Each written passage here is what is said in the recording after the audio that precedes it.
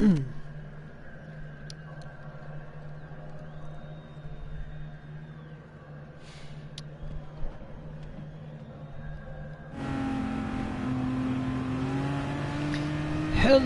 everyone, and welcome to the World Tour Racing Club 12 Hours of Spa-Francorchamps.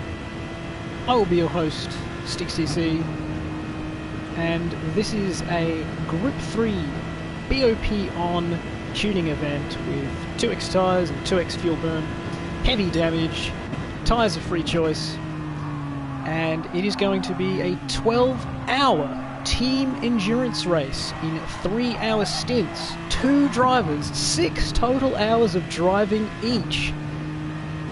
This event is sponsored by Polywords and produced and run by the World Tour Racing Club.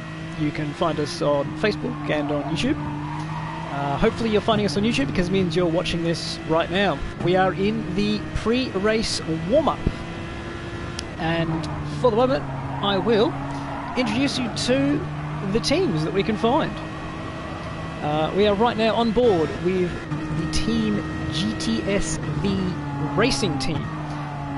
This is of course GTS Randy Moore, and he is the Stick 1 driver in the Aston Martin V12 Vantage, car number 888, and his teammate will be Felipe MMN.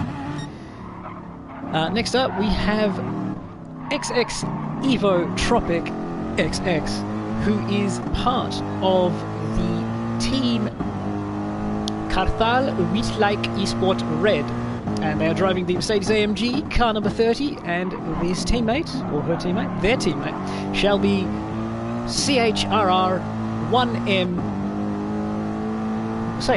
That is CHRR1RN12. That couldn't be any more confusing. Next up we have THG Muller. I'm not sure if it's Muller or Muller, but we shall find out in time when he inevitably messages me telling me that I have got it wrong. And he is the first driver for Team 113, the Humble Guys affiliate by the look of things, running the Aston Martin V12 Vantage as well, and his teammate shall be THG Pepsi GT. Team 113 is, funnily enough, car 113.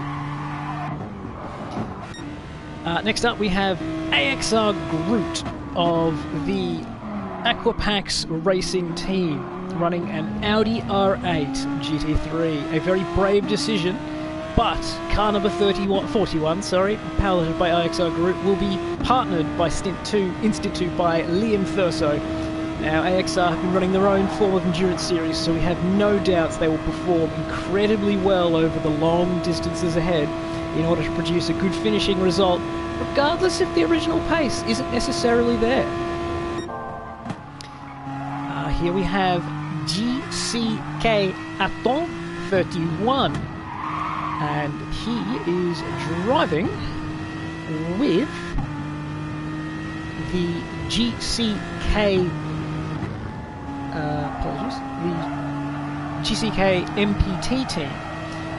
They are also running the Aston Martin, and it appears that they do not have a car number listed, and they are running car 13.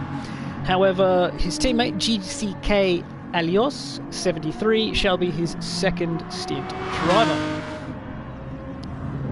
Now we have the second AXR car in the... This one is just the Aquapex Racing as AXR, with AXR Eclipse also in an Audi, this one numbered car 88, and his teammate shall be AXR Joker. Next up, in a very different car choice, is S. Cooney 1992 for the Sports Car Worldwide team. They are running the Lexus RCF, car number 22, and his teammate shall be Denardi F1.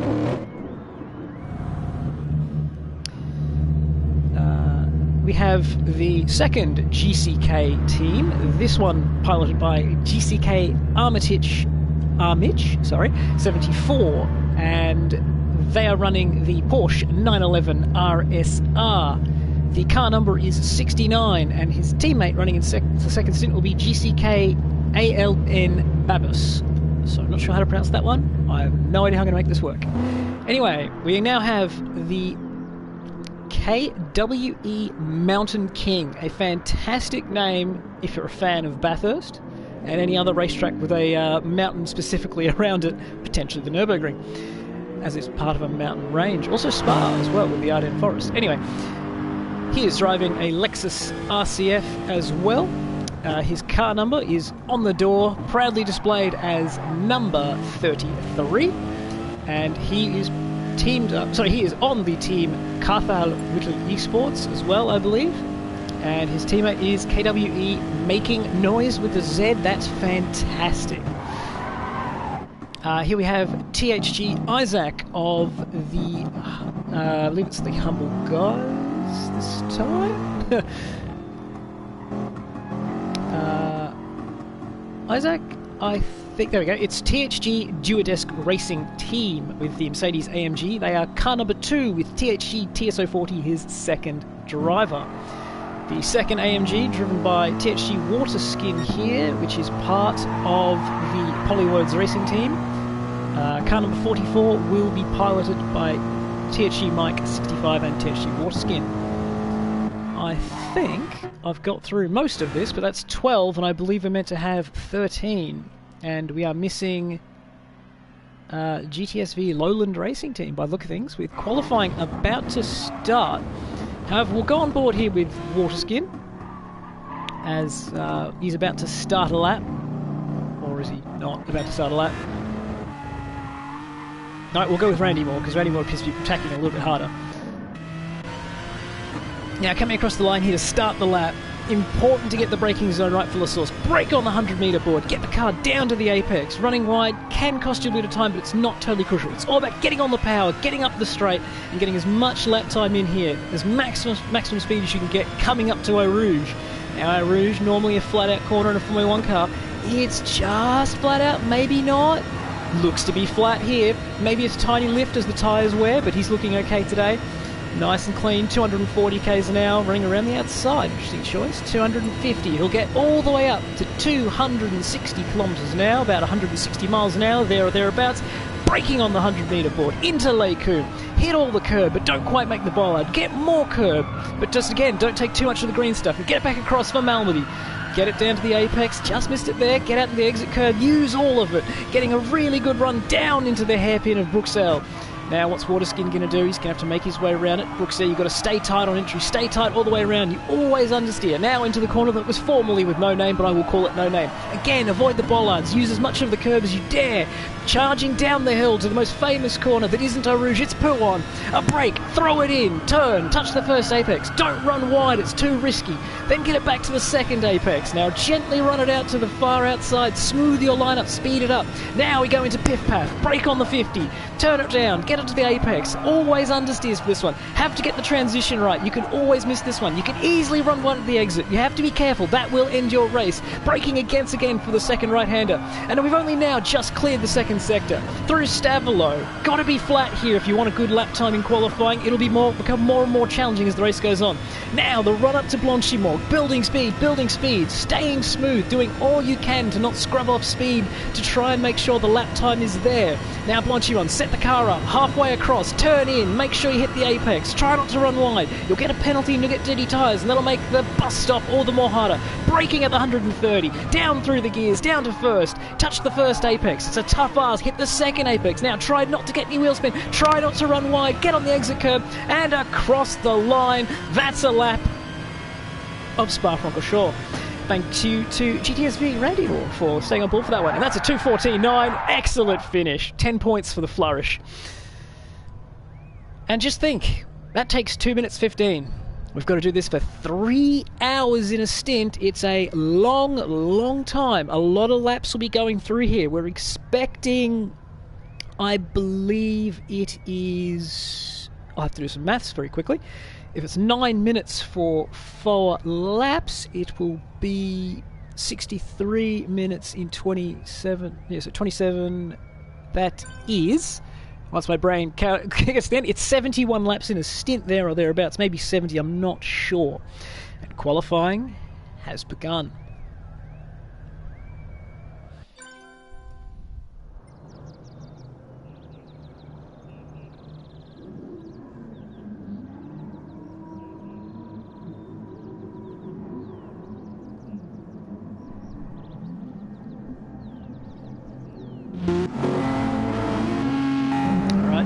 exiting pit lane here. It's really important now to not get damaged. That will be the silliest thing you can do on an outlap in a 15-minute qualifying session. There's plenty of time to get a lap in. You don't need to be fighting for track position unless you're genuinely worried about being held up. But it's qualifying. It doesn't matter. You just have to get one good clean lap in this 15 minutes. You can have 4 dogs breakfast laps going as long as one comes together.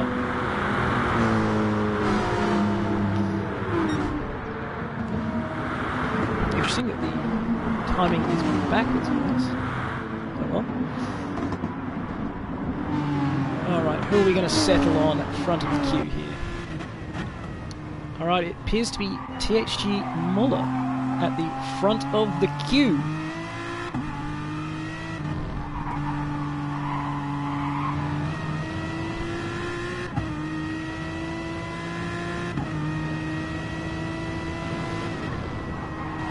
This is always the hardest part of a session, is that outlap, just trying to work out how to zone yourself in to make sure you can hit the lap when you need to hit it. It's a dead 2 minutes normally, but you have to be focused the entire time. You can't really zone out and then try and zone back in at the last corner, because it's just not going to work. You'll find yourself completely out of sorts, missing the apex into the bus stop chicane, gets you off kilter before you even start, and we're going to end up losing time before we even start the lap.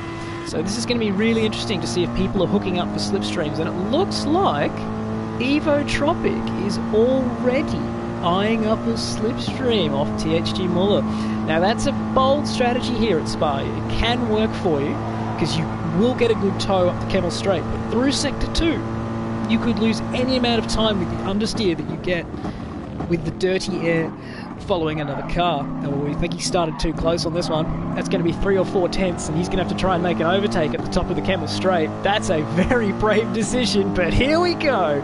Watching Muller following Evo Tropic. First corner, La Source. Muller makes the apex. Tropic makes the apex. It's a clean exit for Muller. Bit of a wobble there for Evo, but it doesn't appear to have cost him too much. He's still in the slipstream. A little bit of a lag squiggle there. That could be because I'm in Australia, but we'll find out. Now Eau Rouge into Radion. Can he stay flat? Yes, easily, even with the slipstream. Now is where the slipstream really starts to pay you back. You'll start making up 1/10, then 2, then 3, and about 4 by the end of it. But the AMG not really gaining. So maybe the AMG is quicker in Sector 2. They've set this car up to rotate more than go down the straights. That'll be interesting later on when they're fighting for position. All good. Hits the first apex nicely. Second apex nicely. Doesn't go too wide in the middle of Leku. Gets it right for Malmedy. Uses a lot of the curb. He's closer than Muller than he was before. Now, tricky braking zone. A little bit wide, but he gets it back down. The dirty air just hurting him, but he's still making ground on Muller. This is going to start actually putting pressure on Muller, because he's going to start realising that Evo is closer behind him, and he's going to start pushing. Try and get away, but it doesn't matter. It's just qualifying. He's just got to nail the lap. Now, the dirty... Oh, Muller's missed the apex badly, and that's going to give Evo a massive helping hand. Easily down to the first apex, and now he's in trouble. Will Muller pull over? No, he's gone for a defensive line, and we're racing in qualifying. Oh, that's a bit rude. He's made a mistake on his lap, but he's still carrying on, and he's really hurting Evo here. Again, misses that apex. Evo will be furious, but that's the risk of starting the lap so close. You want the slipstream, but it doesn't necessarily come your way, and Muller's got absolutely no reason to give this man a slipstream and then just move over in qualifying. Oh, we're going to go side by side through Blanchimont. No, just holds back. Oh, looks like we're going to get a bump draft. Oh boy. And can you imagine, this is the first lap of qualifying. Muller goes defensive in qualifying. Will Evo just back it off, or will he? No, he's going to keep fighting each other.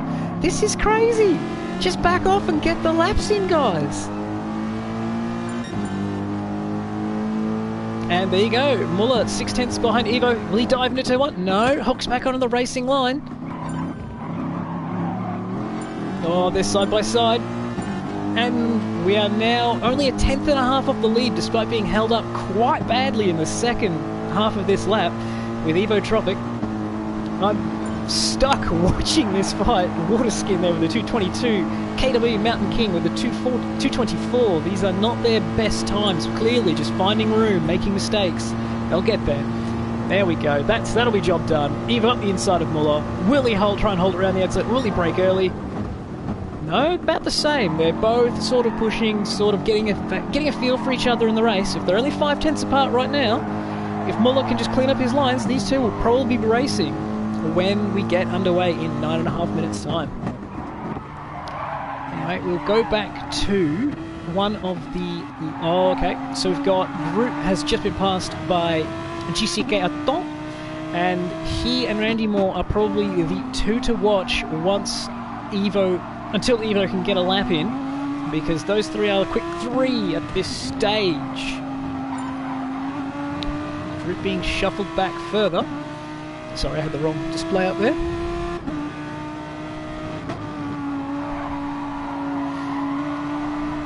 So welcome to everyone who's in the YouTube stream watching and chatting. We've got a few people in. We've got Maxi King 488 supporting KW. You've got GTSV Vega supporting GTSV, funnily enough. Couldn't see that one. And we've got Cedric...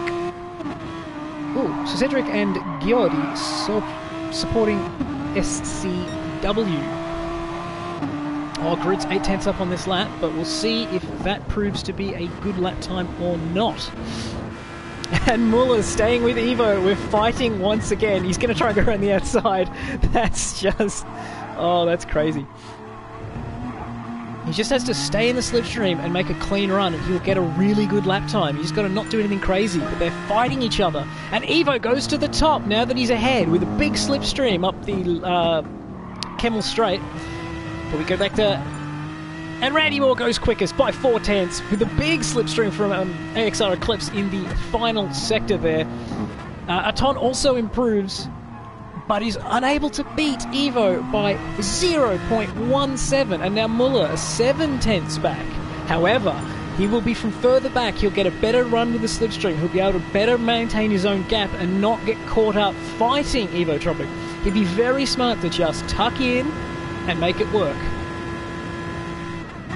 And there you go, he's purple in Sector 1. He's 3/10 up on himself with a big slipstream. Now he's just got to not push too hard, stay within slipstream range, and then make it work, and let Evo Tropic pull him to a front row start. Because Evo, one of the quickest drivers so far today. Here we go through No Name.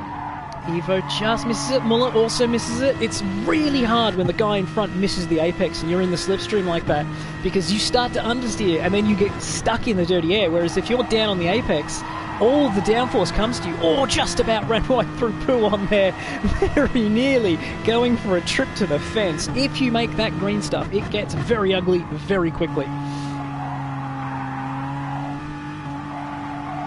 He's probably just outside slipstream range here, unless he can get a really good run through here in Stavelo. Oh, misses the apex. I don't think he's going to get a slipstream.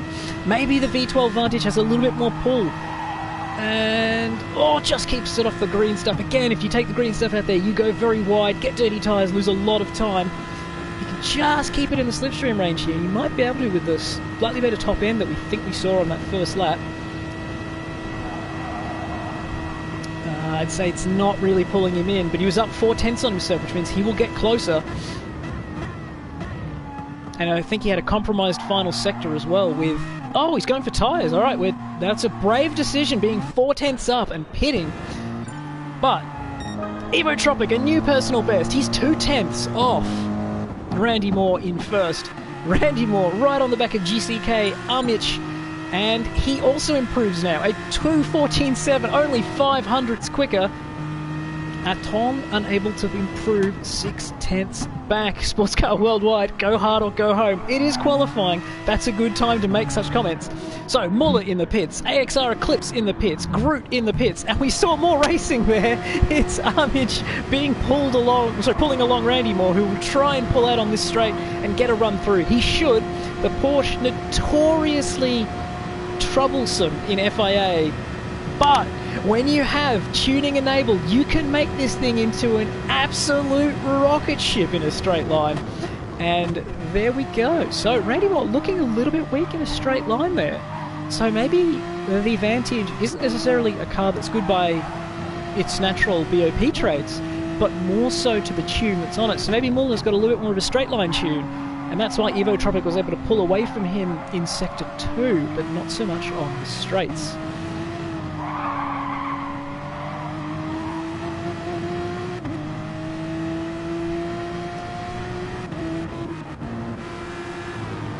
Interestingly, Randy Moore staying up in behind, so not sure if he had to just finish the previous lap, and unfortunately that is a mistake on the exit of Pouon, touching the green curbs, and look how much time you lose. That's a good second loss for our image.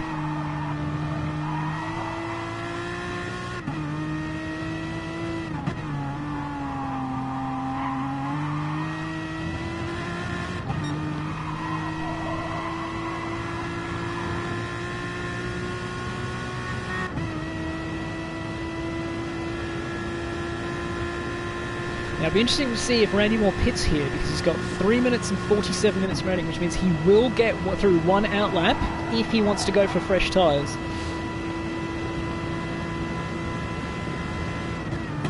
Sorry, he'll get through one out lap and then have one flying lap. Evo Tropic in, he's decided he wants to. Randy Moore follows. They will have literally one lap on the tyre. Aton has decided to continue. That will be interesting. And he improves with a 15-1. It's 1.5 tenths off Evo and 4 tenths off Randy Moore in pole position. He has one last lap to improve here. Sorry, 2 more laps to improve here, but he cannot pit for tyres and make it to the start line. He's committed now to this method. And right, we have Muller, no one behind him. I think that's THG Isaac or Tom in the background, not sure. But this is his attempt to try and get on pace with the top 3. New tyres, 3/4 of a tank of fuel. Can he make it work? Okay, Aton is letting through Emich. I would say he's done. He's got his lap in. There will be no more from him. Potentially one more lap, but probably not, considering the tyres are just worn a little bit. We go back to Muller. Sorry, I missed the most interesting corner, being Eau Rouge. That's Radion, actually. I'll make that joke no more times after this. He's slightly down on himself, but he didn't have a slipstream this time around. Oh, a bit of a slide. He's trying just a little bit too hard. He's carrying too much speed through Les Combes, and it's compromising him through Malmedy, which means he's not getting the run down the hill into Bruxelles. And that's the tough part of racing. You have to get all of the lap right, not most of the lap, not some of the lap, all of the lap, and that's where the 1 tenth becomes 2 tenths, becomes 5 tenths. He's got a 3/10 lead over Eclipse. So once more, see into Pouon. A little conservative, but he makes the apex. It's safe. He gets on the throttle nice and early, touches the outside curb, nice and smooth, using the exit curb. Not using the exit curb, not trying to make it completely smooth. Now, piff paff. Using the curb on the way in, doesn't get a turn because he was stuck on the outside curb there, and it doesn't let you turn in that well. Again, not quite making the apex, but it's close enough to not cost too much time. But this will not be 4 tenths up like his previous lap was with the slipstream from Evo Tropic. It's 5 tenths up. How good is fresh tyre? How good are fresh tyres and lots of grip? I thought he was having a bit of a struggle there. But with one more lap remaining for him, he stands a really big chance of getting in and amongst the top 3 there. He needs 3 more tenths. He's got plenty of grip here. Nice late braking. Kiss the first apex. Get it right across the last one. Can he do it? 100% braking. Gets it in. Misses the first apex. That's going to cost him. Gets the second apex though. Gets on the power. It's clean. Bit of a wheel spin, but it will be okay. It's going to be a 15.3, and he's 1.5 tenths off at Athon. He's almost done it. He's got one more shot to get it done, but now he's 9 tenths clear of Eclipse, who also looks to be on a PB. THG Tom unable to improve. Eclipse and Groot both improve. Eclipse towing Groot around to be only 0.026 apart for the AXR teammates. They too will get one more lap on their fresh tyres. Emich still going, but again with the tyre wear and the rear bias tyre wear, he will struggle. Can Tom on fresh tyres? He's not quite close enough to Randy Moore to get a slipstream. And we have Waterskin improving, putting himself 11th. So off the back we have THG Isaac for the... That is a PB and he's done. He's managed to pass Waterskin, who has got one final lap. We've got Escuni, he's going to set, and also a PB to finish. Not quite P10, we don't know. Waterskin's still going. Mountain King also on his final lap. We'll have a quick look at the live timing to see who's on a quick one. Oh, a lot of green sectors here. Oh, that was on their previous lap, so I apologise. Randy Moore not improving so far. Nor Evo, nor Don, nor Muller. So, the Vantage, the quickest car so far. No, never mind, that's 39.0. Yep, that's the quickest car in Sector 1 with the GCK Aton at the wheel of the V12, the Vantage. But that's not a PB, interestingly. So Evotropic with a 59 second sector, I think. Sorry, there's one person across the line. I can't find them. It's Image. We'll go through everyone as they cross the line. And Image takes an interesting line, improves by a 10th, and he's currently 7th. I've missed Aton and his Evotropic trying to improve. Will he do it? Yes! But he doesn't gain his position. Randy Moore stays ahead. Muller, his final chance. It's a 15-0. He beats Aton to 3rd place. 3/10 off pole, but 1/10 ahead of Aton. Eclipse and Groot, can they make it work as teammates? Tom, unable to improve. No! Eclipse makes a mistake, and Groot's already well behind. But Mountain King's still on a lap. He's up 29 thousandths on this lap. His optimal says he's got 5/10. He's just got to make the apex. Misses the first one. He can kind of hook it back. Oh, but he's run wide. It's not going to be good. He's not going to improve by too much. It could have been a monster lap. But it's still an 18-1, and he moves up to 9th place. And I believe that's all she wrote. We have GTSV Randy Moore taking pole position, and the screen is cut away. That's very annoying. Alrighty, ladies and gentlemen, it's race time. Car 888 on pole position.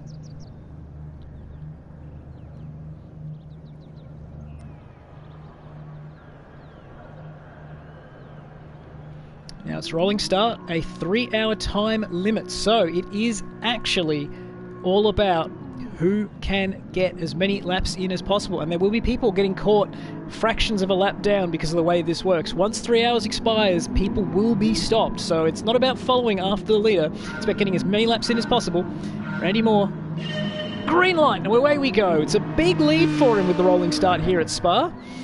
And I think further back we will see a little bit closer, potentially in slipstreaming distance for many people.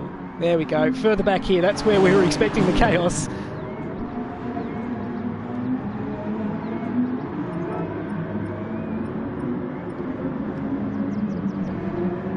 Oh, and we're not getting buttons working here. Dramas.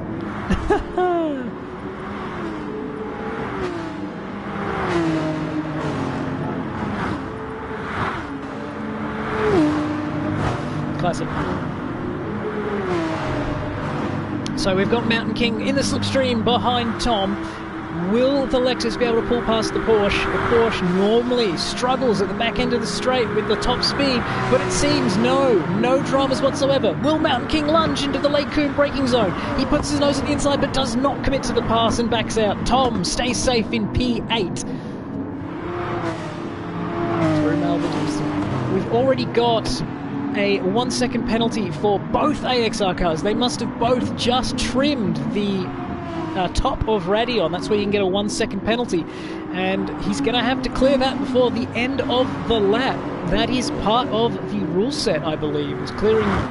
You can clear the penalty wherever you want, but so long as it's cleared before the end of the lap.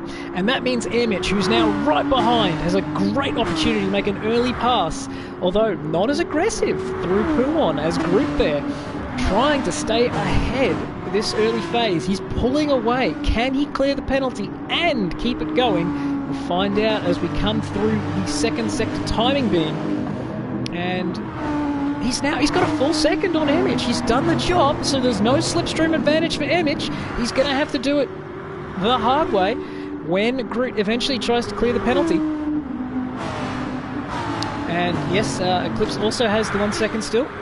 So 5th and 6th with penalties. This will get interesting. Groot clearing it before Blanchimont had been at the Morph Tour, but it's cost him a lot of speed. Airmitch getting a massive run around the outside. That's Eclipse in the distance, removing the penalty. Still clearing penalty. Still clearing penalty. He's done the job, and he's only lost the spot to Airmitch. And he's just within touching distance. May get slipstream if he gets a good run out of here. He's now within 7.5 tenths. He will get the slipstream. It's going to take a good La Source, and then away we go down the hill towards Eau Rouge. Can he get it to the apex? Airmitch does a good job. Groot not as good. It's going to cost him a 9 tenths. No, he's not going to have the slipstream, but Tom does. He's now 7 tenths behind, and have a look at this. Mountain King 4 tenths behind him. All 3 of them will be within slipstream range. Eagle, Mountain King almost running over the edge of the curbing there, and that's how you can get a penalty. It's a very big risk to take. 5 tenths. No, Mountain King did cut the corner, and that will cost him. He'll have to serve that penalty by the end of the lap. 3 tenths for Tom. He's not got the legs to catch up to Groot, but it's a purple lap because we are on lap 2. Again, Mountain King deep, but now Tom hunting Groot down. He's all over him. Can he make it work? Down the hill to Bruxelles. No, not quite. He's going around the outside for clean air, trying to get it to hook back late, potentially set up an over and under. I wouldn't expect that to work on Groot. Now through what was formerly known as No Name. Keeps it safe. He's looking after the car with the dirty air. I'm told if I back out from the hill, this might fix the inability to go on board. So 1 second. There we go. Throw all this garbage back. Alrighty. So Tom still within touching distance of Groot, and Groot grabs the bollards. The bollards must not be touched. They can send you to the moon. They can hurt you. They can make you spin. They can do anything. The interactions feel entirely random. But now, Tom in the slipstream. Nothing to think about ahead, nothing to think about behind. Only this one position. 1 tenth, 1.5 tenths. Gaining. We'll go side by side through Blanchimont here. Will Groot yield, or will he make Tom work for it? It looks like he's making him work for it. No lift from the inside, a little shimmy, and he gets through. Great racing here for 7th place. And that is an excellent overtake. Groot not making it too hard, but not making it easy, and that's how it should be with endurance racing. Still 2 hours and 55 minutes remaining. We are 2 laps in, but Groot's not done. He's fighting back. Tom going the defensive line into La Source. Groot around the outside. Fantastic. Leaves space. So does Tom. Tom using second gear, doesn't get the drive. Groot pulls away. Side by side here. Groot, the advantage slightly dropping. They will be side by side through Eau Rouge. Who will bail out? Will anyone bail out? We're going in flat. A lift from Tom. A bit of contact on a slide. Groot uses the runoff at Radion, and that could have been way worse, but it's a good result. Nobody crashes out. Groot was ahead on the way in. He probably could have expected to take that one. And he ends up with the position and no penalty, despite going over the curbing. So I can hear already that THG Tom 79 here upset about that, but ultimately good hard racing. They tried to leave each other space, but you can't go too wide through Eau Rouge up through Radion. You're kind of crazy to try it. But it won't deter him. He'll come back.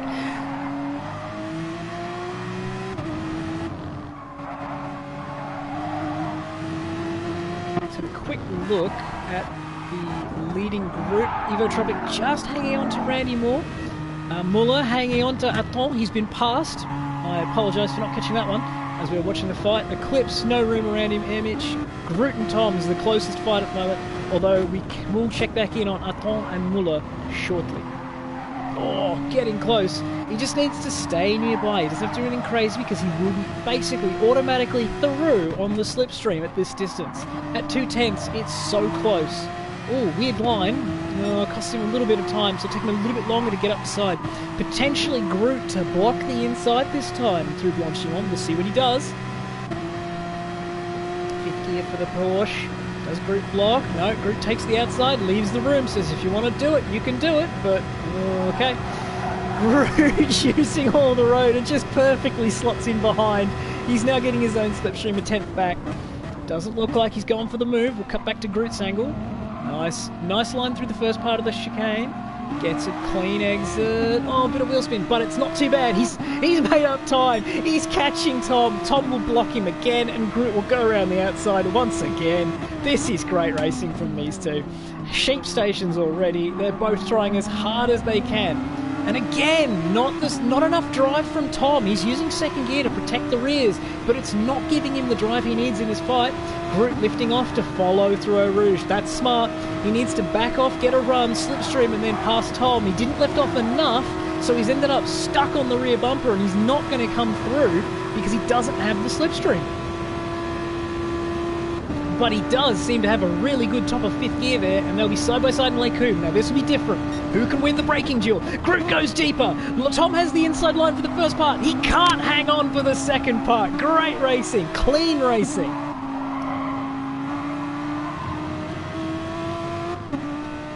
And Muller has taken third place from Aton as a result of, by the looks of it, a pass up the Kemmel Straight. We'll go on board with this fight now as Aton looks to fight back. There's Vantage versus Vantage. And the leaders now starting to really fall apart there. 5 tenths different between Randy Moore and Evo Tropic. Evo losing time on that last lap. But with Aton searching for a way back past Muller. Muller looking to try and break away. 6 tenths, it's not enough. Aton will have the slipstream. Muller will be in strife coming out of Blanchimont. We saw with Groot and Tom that Tom was able to get up beside Groot before Blanchimont, but he was far closer. This will be a braking duel into the bus stop chicane, which is no longer a bus stop. Gaining on the rev limiter. Will he cut to the inside? Muller blocks the inside. Aton sits to the outside, takes a nice stable run, makes sure to hit the curb, grabs the next curb. He's just staying close. It's 4 tenths, but it'll be less in no time. 4 tenths now, 3.5. The time is coming down with every bit of straight, a little bit of slipstream, a little bit more. It's now 3 tenths as we break for La Source. Now, here we go. It's about the exit. Gets a good apex. Oh, a little wiggle. Will it hurt him? No. He's still kept gaining time. It's 3 tenths. That's it. He will get past up the Kemmel Straight, but he's still gaining. He needs to lift off. He needs to not be too close up through Eau Rouge and Radion. Oh, he's had to lift with a big wobble there. Now, he's not quite got the run. He needed to just hold his run up, but he'll still have the slipstream. Still a lot of the straight left. Muller, will he block? Again in the rev limiter, banging off it.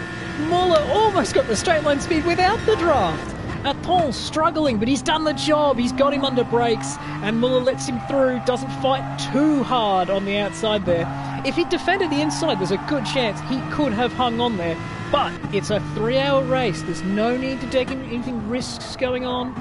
No need to get damage. We're still 2 hours and 50 minutes away from a resolution to merely stint 1. There's no point pushing for everything this early, or even on the last lap, for example, because the next stint still matters. So you can lose 20 seconds by crashing on the last lap. Oh, Aton makes a mistake. He grabs the outside green AstroTurf and loses the spot. And it was a very, very narrow mistake too, because he's only just stayed on the road instead of being flung off it like normal. He's lost 9 tenths maybe, and now he's in the dirty air. But he will have another attempt at catching and passing Muller as we come through Saint-Malo up towards Blanchimont. This time he hasn't got as good of a run. It's 5 tenths, growing out to 6 tenths, but it won't be long before this time comes down as the slipstream kicks in. Once again, it'll be a braking duel into the bus stop. Whether or not he chooses to take it and decides to go up the Kemmel Straight instead, we will see. No, he's not close enough from back here. But he's close enough to stay in the slipstream if you can just make nice clean apexes. Muller a little bit deep, misses the next apex. Again, a clean drive out of there for Aton, and he has gained. He's lost a little bit in the La Source complex, but he's got a better exit and a little bit of slipstream. He just needs to stay within 7 tenths, and he will still have a big slipstream to work with. And yep, the better exit. Now he's got 5 tenths. This time he's far enough back to probably not need to lift through Eau Rouge, and he can keep the speed he takes over the top of Radion up the Kemmel Straight. Can he go flat this time in the dirty air? There's a little safety lift, but that's okay. He's still gaining time, still gaining time. It's now 3/10, now under 3, 2.5, down to 2. This time he has the overspeed. This time he has the run. But he's gone for the bump draft. He's decided that he doesn't want to try and fight Muller. That's a key sign. They want to try and go faster and break away from AXR Eclipse, Airmitch, Tom and Groot, who are still fighting in the background here. But that's a smart move. That's 13 minutes into a 3-hour race. We don't need to fight and change positions every lap. Stay ahead and run. You've got more straight line speed. I will just sit behind you and milk off the slipstream, and I'll go faster net as a result because I don't have the top speed to keep up with you.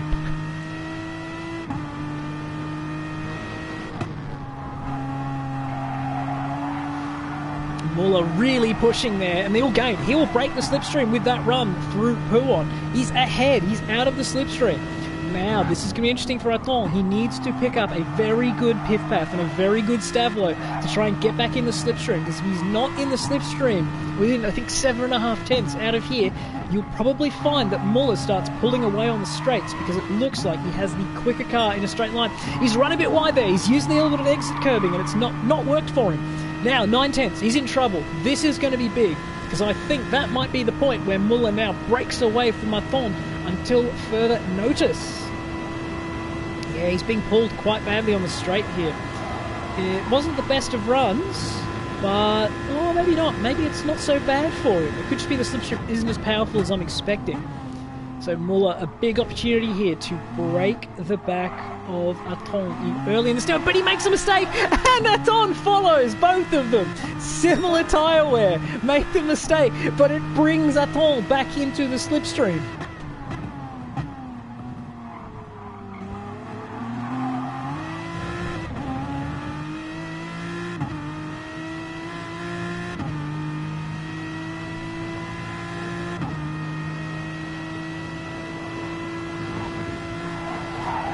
Four tenths through Rouge. He probably got a better run there. And it shows. Once again.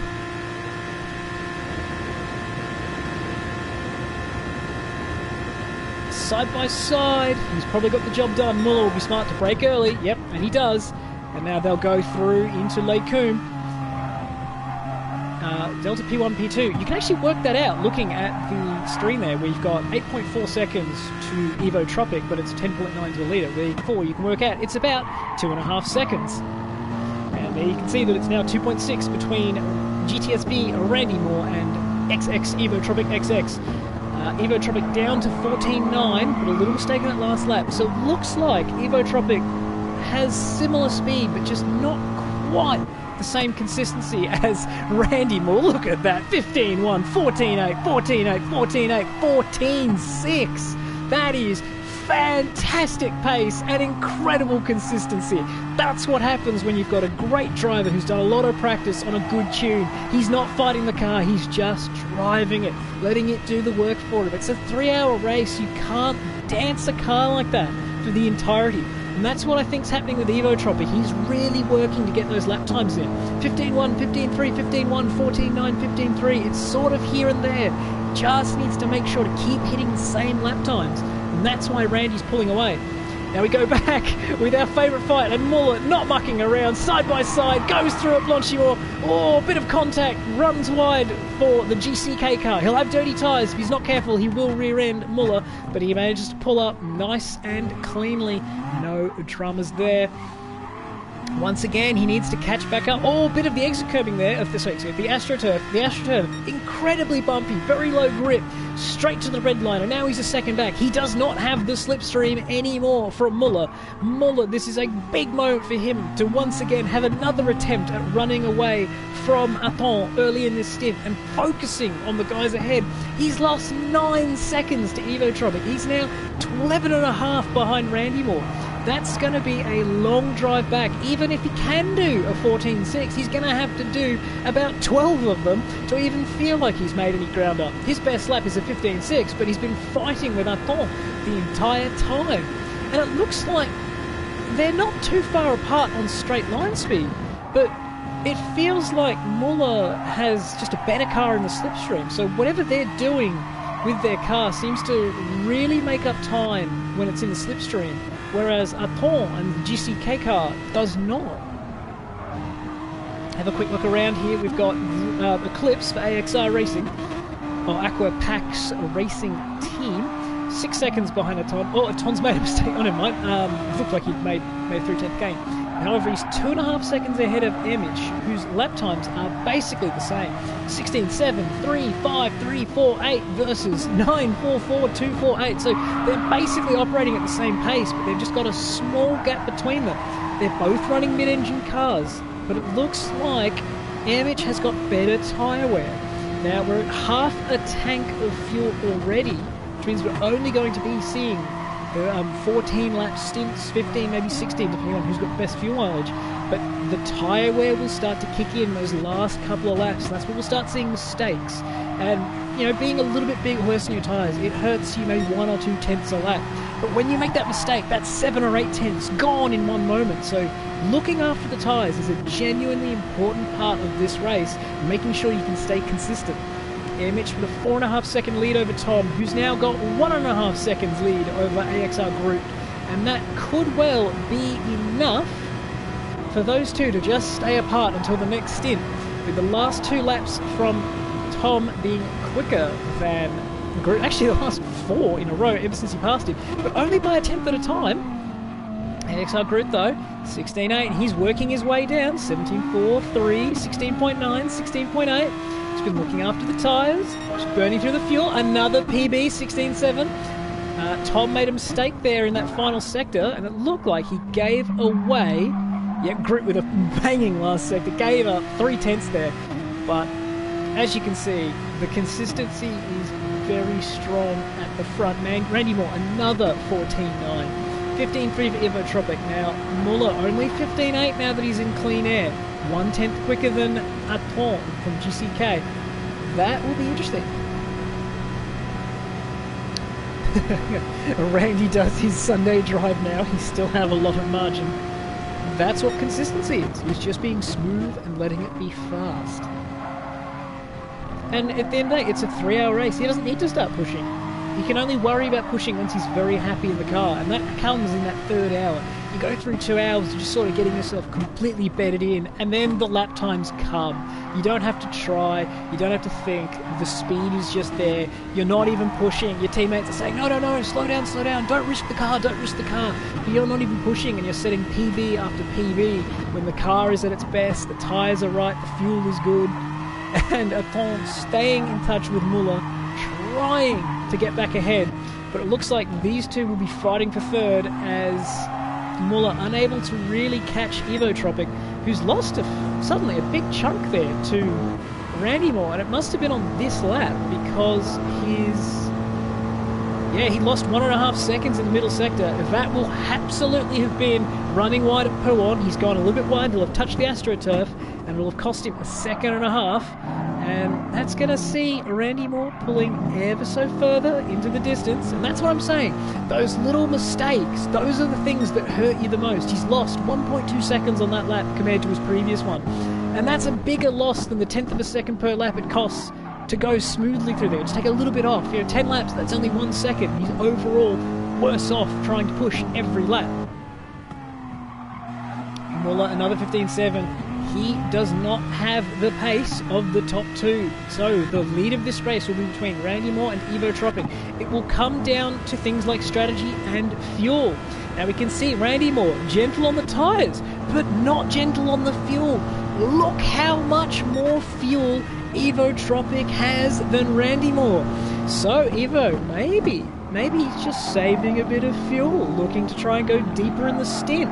But he doesn't have the same tyre wear, so if he does go deeper in the stint, he's going to get essentially undercut by Randy Moore in this first phase. However, that fuel advantage will play out over the 3 hours. So if he can take 1 less stop doing 14 lap stints versus say 15 lap stints, he might be able to carve back another 40 seconds. So even though once we come out of this first round of pit stops, he's going to find himself some 10 seconds off the pace, assuming, just ran wide again. The tyre wear really starting to hurt him. You can see it.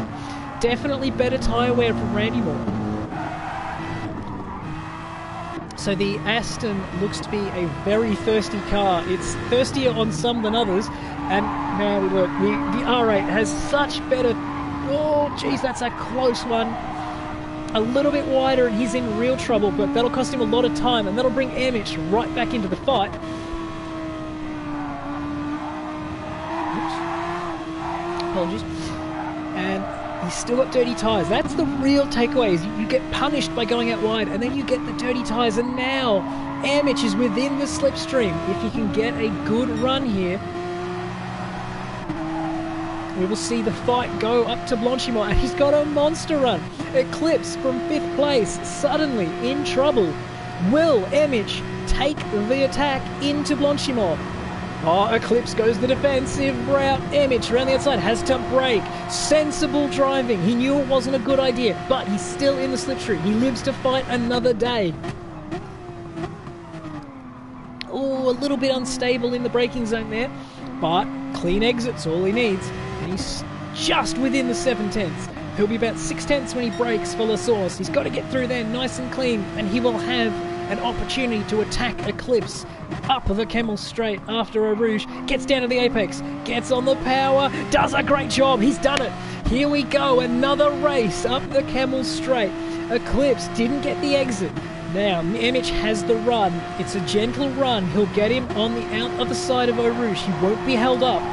Keeps it flat, using all the curb, but he's now got the overspeed with the slipstream, left or right. Eclipse goes to the bottom, but Eclipse has a really good top speed now that Amish is out of the slipstream. Side by side, 0/10 in it, braking duel. Eclipse takes him in the braking zone, and Amish falls in behind. This race is not over, still glued to the bumper, coming through. Malmedy, oh, running wide for Eclipse. Oh, just about stays on the curbing. That could have been bad. Looks up the inside, but he won't pass into Bruxelles. Now he's just got to stay calm, stay close. He'll have another attempt out the other end of the fast part. He just needs to stay in touch through the Sector 2, the tricky part, the twisty part, where dirty air will hurt. Have to be careful in Purwan. He hasn't had dirty air for ages on these old tyres. Gets it in, does the job, powers up nicely. Eclipse using all the road, taking risk. Amish keeping it safe. He's still in the slipstream, 2/10 back. Now Piff Paff has to again just take a little bit off it, get used to the dirty air, make sure to hit the apexes, stay clean. So he gives up 2/10 there, but he's playing it safe. Eclipse using the AstroTurf. Risky business. Again, staying tidy. Doing nothing crazy, and he's in the slipstream. He'll go again with another attempt. We have a yellow flag. Oh no. And it's Aton. Aton has made a mistake on the exit of Stavelot and has crashed. He has damaged front right aero, and now he will be in the middle of this fight as Amish again goes on this line. This time he lifts. He doesn't brake fully. He keeps the run. They will be 3 wide into the bus stop. They don't know that Aton is damaged. They brake a little bit conservatively. Will Aton pit? Surely he will. He does. And we go once again. Amish staying close. Aton with only 21 litres of fuel, which is quite low, but it is in the Aston Martin. Oh, perfect line. He's right there, and it's a bit wobbly up over the curb for Eclipse. This time Amish will be closer. He will have to pull out earlier, whether or not he can stay flat through Radion and Eau Rouge to keep the run up the hill. This is the big moment. Can he do it? Can he do it? He has to pick a side, and just gets there without contact. They're side by side. He's ahead this time. Now, who's got the better top speed without the slipstream assistance? The Porsche still pulling, still pulling, still pulling. He's got clearance. Can he now outbrake Eclipse? Eclipse tries to fight back, but no, Amish takes P4, and Eclipse is pushed back to the P5. He literally had 1 lap ago, but the race obviously is not over. These two are very close on pace. 2:16.2 versus 2:16.3. Now it's Eclipse's turn. He's got the dirty tyres and, sorry, the worn tyres and the dirty air. A big slide there. He's pushing hard. He wants to stay in.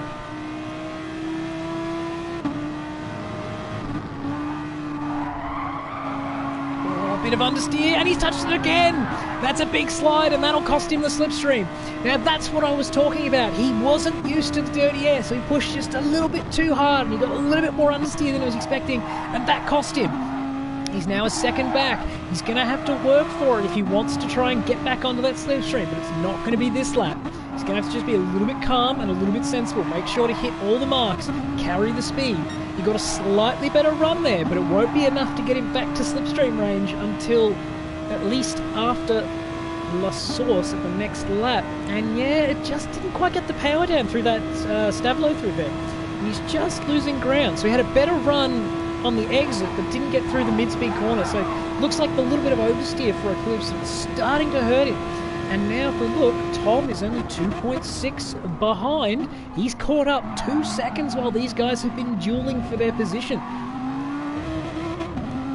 And I'd be willing to bet he's got better tyre quality than both these guys. Yeah, Mitch trying to break the slipstream. He doesn't need to be in group, and Eclipse, doesn't need to be following him. Oh, but he's missed the apex, and that's going to hurt him. Oh, clean exit, but it's a slow one. He took the safer out. Didn't lose too much time yet, but it's going to be a little while before he's able to fight back. Tom just still doing 16s and low 17s. He's catching these guys.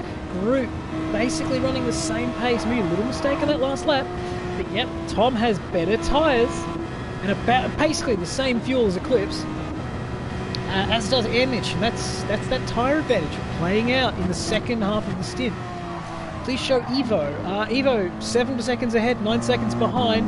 Pace consistent, but faded quite badly from his earlier run, whereas Randy Moore's doing 15s, and it's starting to fade on the tyre wear, but he's almost out of fuel. It's just still much quicker. Evo not got the long run pace with the worst tyre wear. It's really hurting him compared to Randy Moore ahead of him. Muller, not any quicker, but he's closer to Evo with the tyre wear because he's got better tyre wear. He was down 6/10 a lap earlier on, but it's taken half an hour, and now he is making the time back.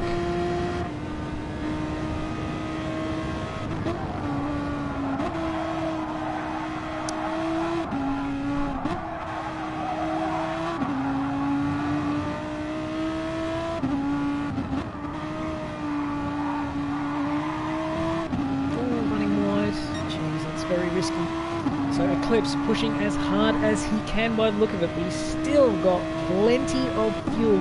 He will go to at least lap 17 at this point by the looks of things.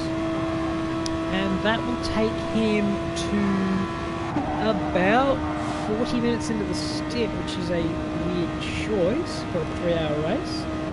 I'm not sure what his plan is, but I'm sure these guys have done a lot of strategy work, a lot of planning. That's a part of the racing. It's not just about pace, it's not just about fuel economy, it's not just about tyres.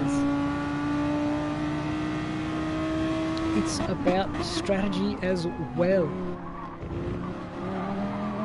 And it looks like the strategy out of this GCK team is pulling them ever so gently away from Eclipse. After finally passing him, he's got a couple of tenths more speed in tyre wear alone. Tom made a mistake on that last lap and now has Groot all over him. They renew hostilities on lap 14.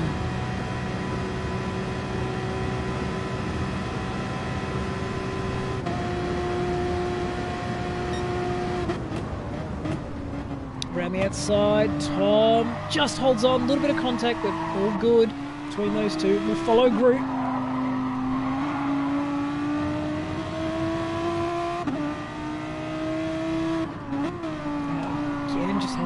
Stay in the slipstream. It's all about the slipstream, this racing business in Gran Turismo. That's where you do most of your passing.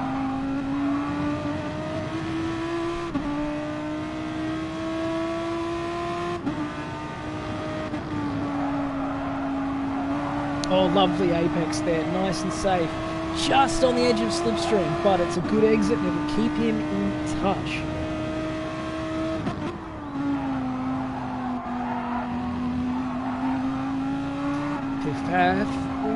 Doesn't quite, no, that's not good.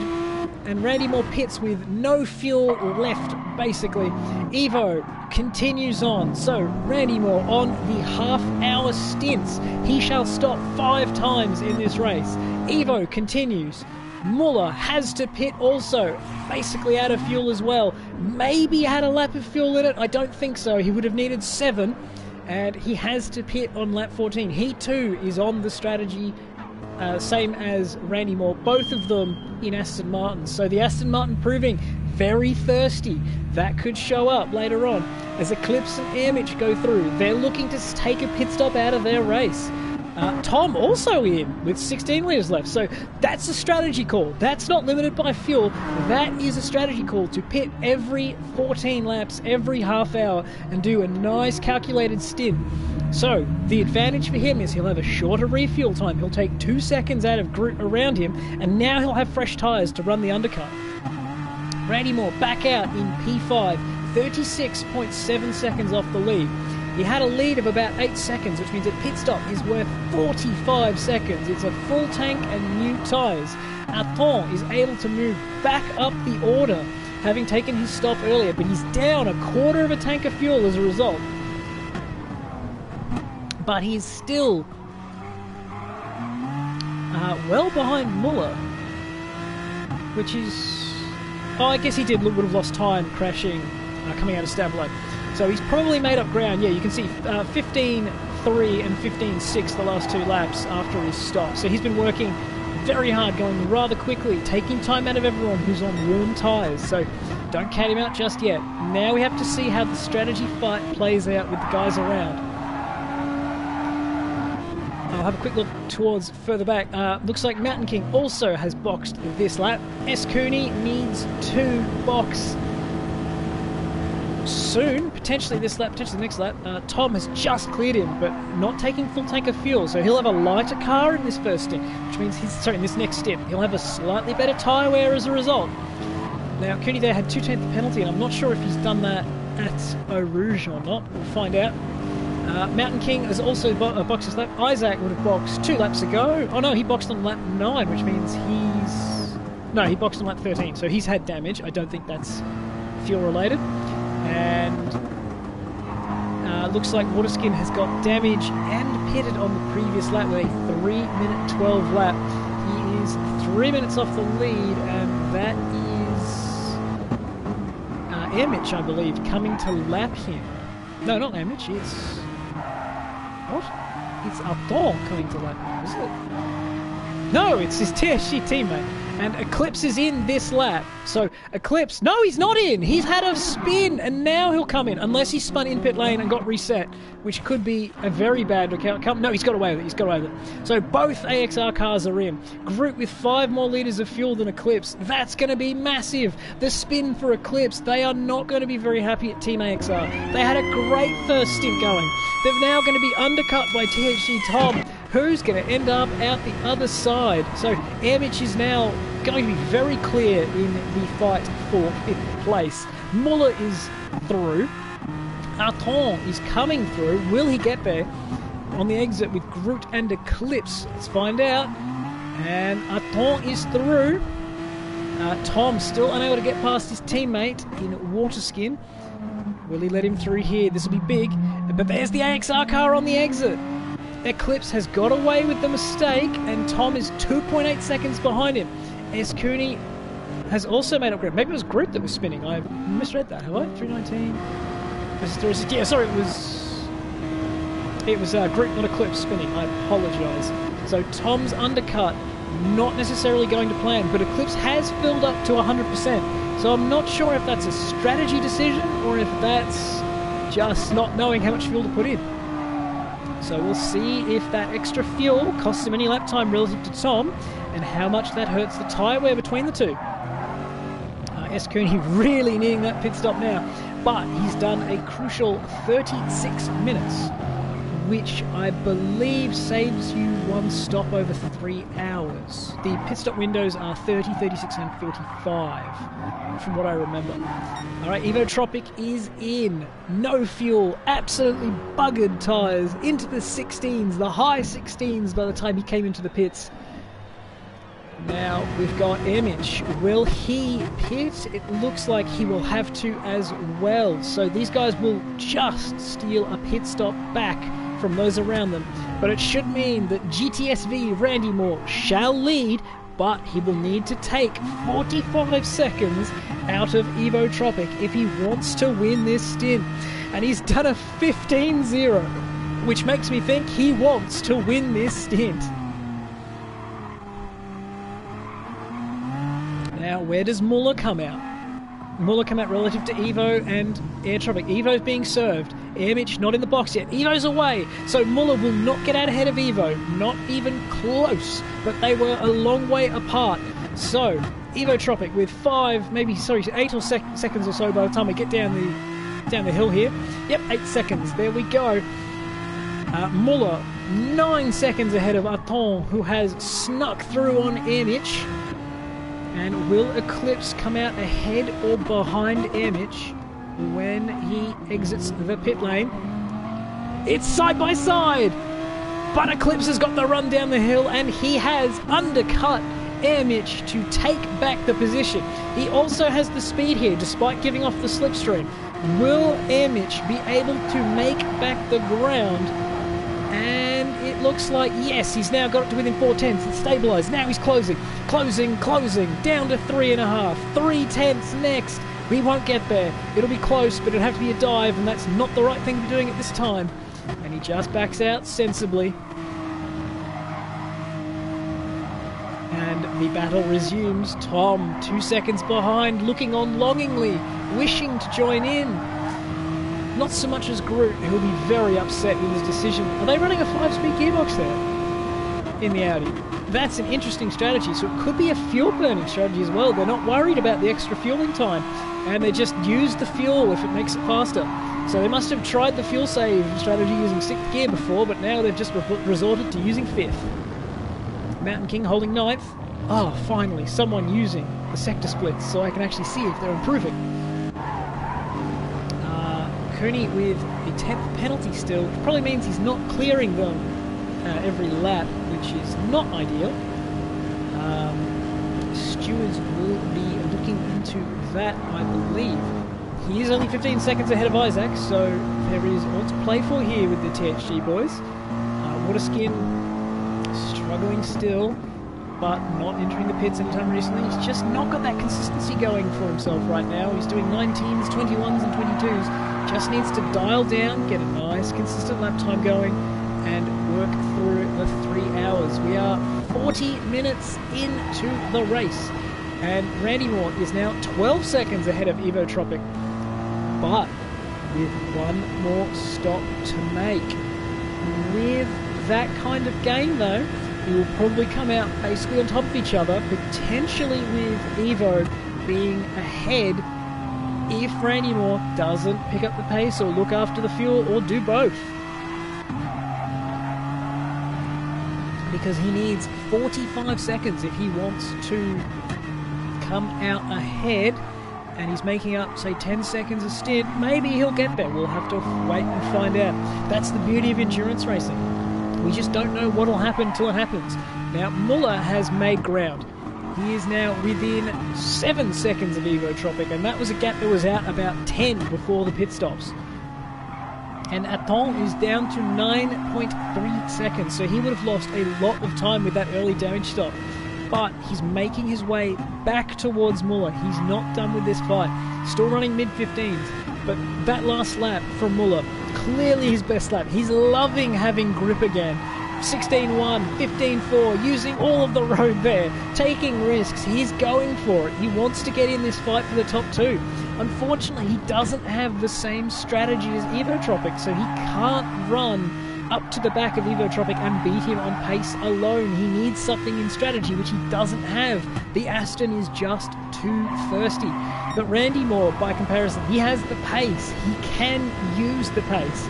And that's where this race will be won and lost. And the best part is we have to do it all over again. Everything these guys learn in Stint 1 will be applicable in Stint 3 or 4, as I believe every driver has to run 2 stints. So while this is Stint 1 for the race, this is Stint 1 for these drivers as well. They will be back.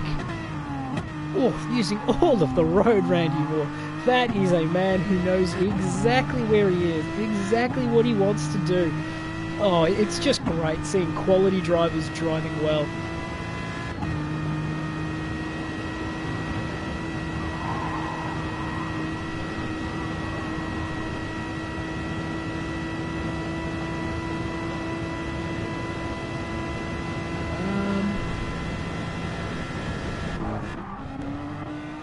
There it is, an Image Eclipse fight once again. Oh, this has been fantastic. So, Eclipse was able to get ahead through the pit stop phase, but the battle has been on ever since. Tom still 2 seconds behind, unable to quite join in. Just needed a little bit more time in the pit stop, maybe a little bit less fuel taken on to get himself in this fight. Once he gets in the slipstream though, will be a 3-car battle royale. That slipstream, will he get there? Big slipstream, big top speed advantage, but it won't be close enough without a dive, and I can't see him taking the risk, and he doesn't. Tucks back in. We can see there Tom lost 4 tenths in a straight line compared to Image with the slipstream, and then makes up a lot of it in the braking zone and through the dirty air that Image would have got through Les Combes and Malmedy. The hard part about being Tom is every time you get closer, Eclipse starts pulling him away in the straights. So it's not so much about catching Image, it's about catching Eclipse and potentially seeing Image and Eclipse fight, going side by side in the braking zones. That can give him another 3 tenths to catch up. Oh, Eclipse using a lot of road there, but Image staying narrow to keep the car clean, to keep the car in clean air. The nose of the car needs to see fresh air to have any downforce, and that's what dirty air takes away. You need the downforce through those high-speed corners like Pouan, even in the mid-speed corners like Piff Paff and Stavelot. There is a surprising amount of understeer delivered by being stuck behind another car.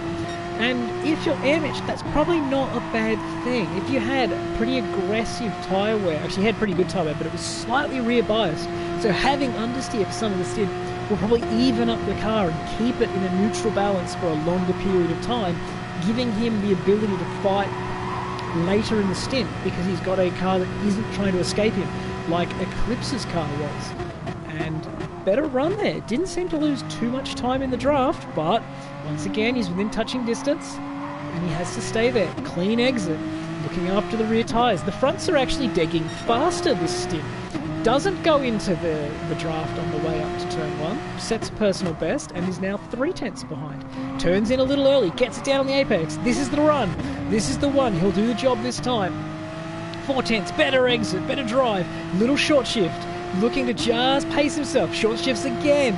Looking to keep himself just a little bit back from Eclipse until they get to the top of Eau Rouge. And then it'll be launch. Now slipstream. Get the job done. Pulling, pulling, pulling, pulling.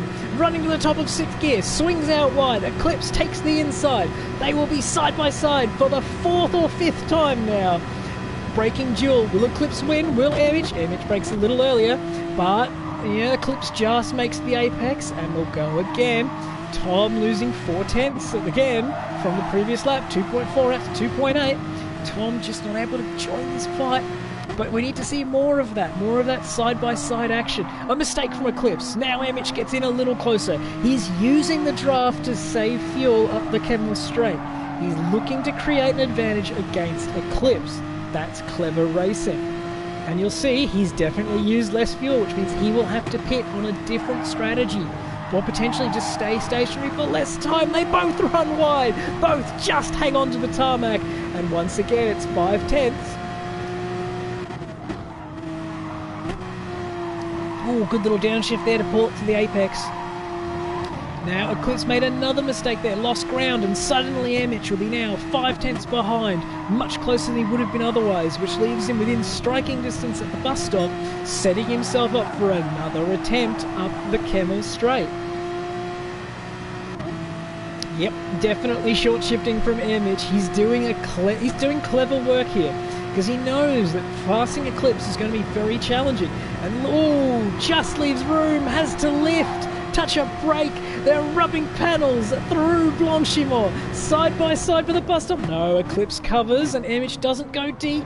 They're both just a little wide of the apex. Better run that time. And now he's once again within very, very close proximity. Almost too close. He'll be side by side through Eau Rouge if he gets a good run out of here. Oh, a little deeper in the source, turns in early, a tiny rub, but Eclipse gets away much cleaner. It's now 5.5 tenths. It'll be a long while up the straight before Image can catch up. He's not too fussed though.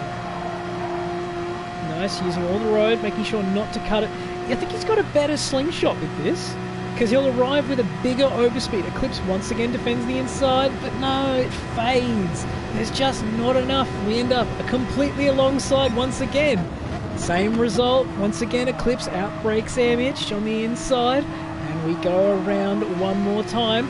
Tom still 2.5 seconds back, desperately trying to get involved in this fight. They've lost 5 tenths since starting to come together, and Tom is just not able to keep up with that 16.3 pace he had earlier.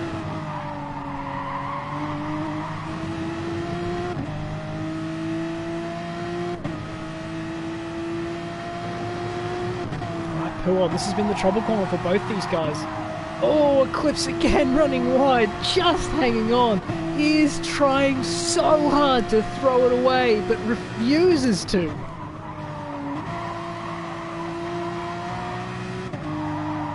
I see. Waterskin is struggling with an injury. And that's why he's running so far off the pace at the back. We'll have a quick look around. It's 6/10 gap. We know they'll be back. So it's 12.9 between Randy Moore and Evotropic, and 8.5 between Evotropic and Muller. That appears to be Isaac who's going a lap down. Running traction control by the sense of things. Appears no one is close except Airmitch and Eclipse. Here we go. Once again, decides better of the attacking move. Setting himself up again to chase up the Camel straight. Interestingly, Randy Moore not as quick in this stint. He hasn't improved his best lap time from the 14.6, and Evotropic sort of holding station there. So I wonder if Randy Moore is trying to save some fuel to negate the pit stop advantage Evotropic has over him. But in doing so, he's not actually pulling away from Evotropic. And by not pulling away, he's no longer opening up the gap he needs to open up in order to make back the time of the pit stop. So it'll be very interesting to see how the strategy has changed between the first and second stint. Again, they're side by side, but again, Eclipse gets the job done.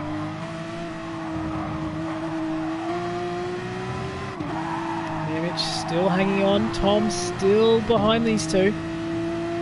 They are fighting every lap, twice a lap. It's fantastic stuff here.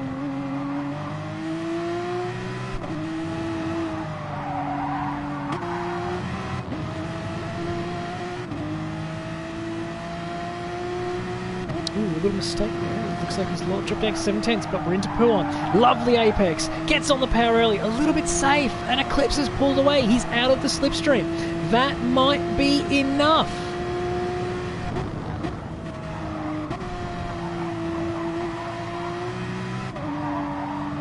Oh, but a little wobble from Eclipse there. He gets out on the green AstroTurf. That'll cost him a couple of tenths. Can Airmitch get back in? Will it unsettle him? Oh no, Eclipse has run very wide. He's out in the gravel. He's missed it. Oh no! Oh, keeps it out of the wall though. Brakes hard in the grass. Oh, big slide with the dirty tyres and first gear wheel spin. And Tom also gets him. Just pushing too hard, trying to escape. He got out onto that green curbing and was unable to rein it back in. Kept the foot in, the car got stuck in the gravel and it pulled him off the road. It's cost him 7 or 8 seconds, and the fight with Airmitch is over for now. Tom with a 16.2 on the previous lap. He will be loving that. The gap to Airmitch is now 2 seconds. Airmitch does not have the advantage of a slipstream anymore. He can now attack him completely cleanly. But look how much fuel Airmitch has saved behind the Audi R8 of AXR Eclipse, and that means he will be able to go longer in the stint or refuel for less time. Better tyre wear though for Tom as a result of being in clean air this entire time, and he will have more front grip to make up some ground. GCK Aton doing 15s consistently. Muller into the 16s, but only just. He was running very quickly a moment ago. whereas Evotropic still 12.8. Randy Moore unable to save fuel by the look of it. It seems that he and Muller are basically using the same amount of fuel, but Randy Moore's Sunday drive turning out to be a little bit calmer than the first stint. That or Evo. Ah, there it is. Evotropic 15.2, 15.0, 15.2, 15.1. It's the consistency. Evotropic has worked out. He's just calmed himself down, put himself in the zone, and is now keeping pace with Randy Moore. And that's going to be huge. If Randy Moore cannot pull away in these stints, Evotropic's strategy will give him the win in stint 1. And you've got to remember, this isn't for the win, this is for the lead. The lead of a 12-hour race. And we are 53 minutes into stint 1 with 2 hours and 7 minutes remaining of this stint. That means there is 11 hours and 7 minutes remaining in this race. Now let's look for another little squabble. Doesn't appear to be one at this point in time. And that's where things get complicated. So you're on your own, fighting 30 seconds ahead, 30 seconds behind. You're sitting there thinking, what's the point? As we saw from Aton, a mistake can happen at any point. Eclipse was pushing, he made a mistake, and he only lost for 10 seconds, but could have been much worse. It could have been damage, it could have been a pit stop, and suddenly you're back in it. So in these moments when you're just by yourself, sort of floating around, wondering why you go racing, this is where the races for position are won and lost. You have to stay focused, you have to keep pushing. You can't just back it off a second a lap, because before you've known it, you've lost 20 seconds, which is half a pit stop. You can't afford to make a mistake either, so there's this perfect balance of just being in the groove, but also not being completely unaware of what's going on around you. You need to know who's one pit stop ahead of you, who's potentially what you're racing, looking after the fuel, looking after the tyres, but still trying to go fast with nothing around you to motivate you. And that's where the rhythm of these endurance races, the people who just sort of zone out and go fast, they're the guys who find themselves up the front at the end of the race. The AXR team is one of those teams. You don't look at their lineup and go, oh, that's a particularly fast car. But somehow, by the end of hour 2, hour 3, they're in the top half of the grid every single time. And that's one of those qualities that make them a fantastic endurance racing team, and probably why they thought it would be a good idea to host 24-hour races and 12-hour races and join us here at the World Tour Racing Club for this 12-hour race with 2 different cars. A big slide there. I'm not sure if Groot's listening or if he's just showing off in general, so he can put that on his highlight montage later. Oh, using all the road in Fuwon. That's risky. Now, Eclipse, since being dropped by Emish, has come flying back. He's done a 15.9. That is a full second faster than Tom and 9/10 quicker than Emish. He is flying. The mistake has clearly motivated him. He's angry and he wants redemption. Lovely line through there. He's only 4 seconds behind THG Tom now, and that means he's only 6 seconds behind Airmitch, the man he was fighting with just earlier. Down to first gear there, nice and stable, gets a clean exit, almost runs wide. Looks like Tom made a little wobble there on the exit to be running all the way over to the left, but he's got better drive. It's a 16.3 that lap versus a 16.6 for Tom. Another wobble, but he's using second gear out of the source. It hasn't got the drive. He's losing tenths every lap trying to look after those rear tyres. But he's on the same pace as Airmitch. It's 2.5 seconds. Those two have been locked at that distance for the entire stint. But look at that, 4 tenths gained by Eclipse since we looked at him in the bus stop chicane. So that's all in the source on that exit where Tom is bogged in second gear. They need to make a change to that car in the second stint. Find a way to maybe shorten the second gear to give him more drive, or lengthen first so he can use it without burning up the rear tyres. That's a huge kind of advantage you can't be giving away. 4 tenths in one corner because of a gearbox choice. And the Eclipse is just motoring. He's closing these guys down. And it looks like Evo Tropic must have made a mistake on this lap. Oops.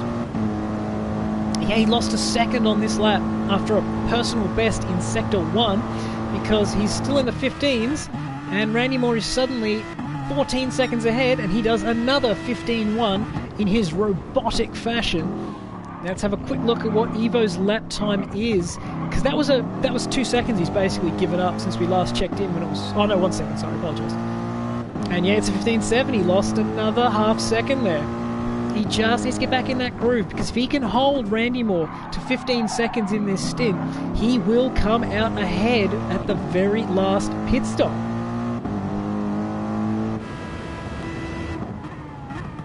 Chicken and Muller. He's running low on fuel, as is Randy Moore. Aton is back into the pits with no damage this time, just fuel. And that means that Mitch, Tom and Eclipse will come through for now, but we'll have to see if they can stay there after the pits. But it looks like I would expect them to end up behind Aton unless he gets caught in traffic, which is a potential with Groot 34 seconds behind him. I believe that will mean Groot comes through by about 10 seconds. We'll just keep an eye on that and find out.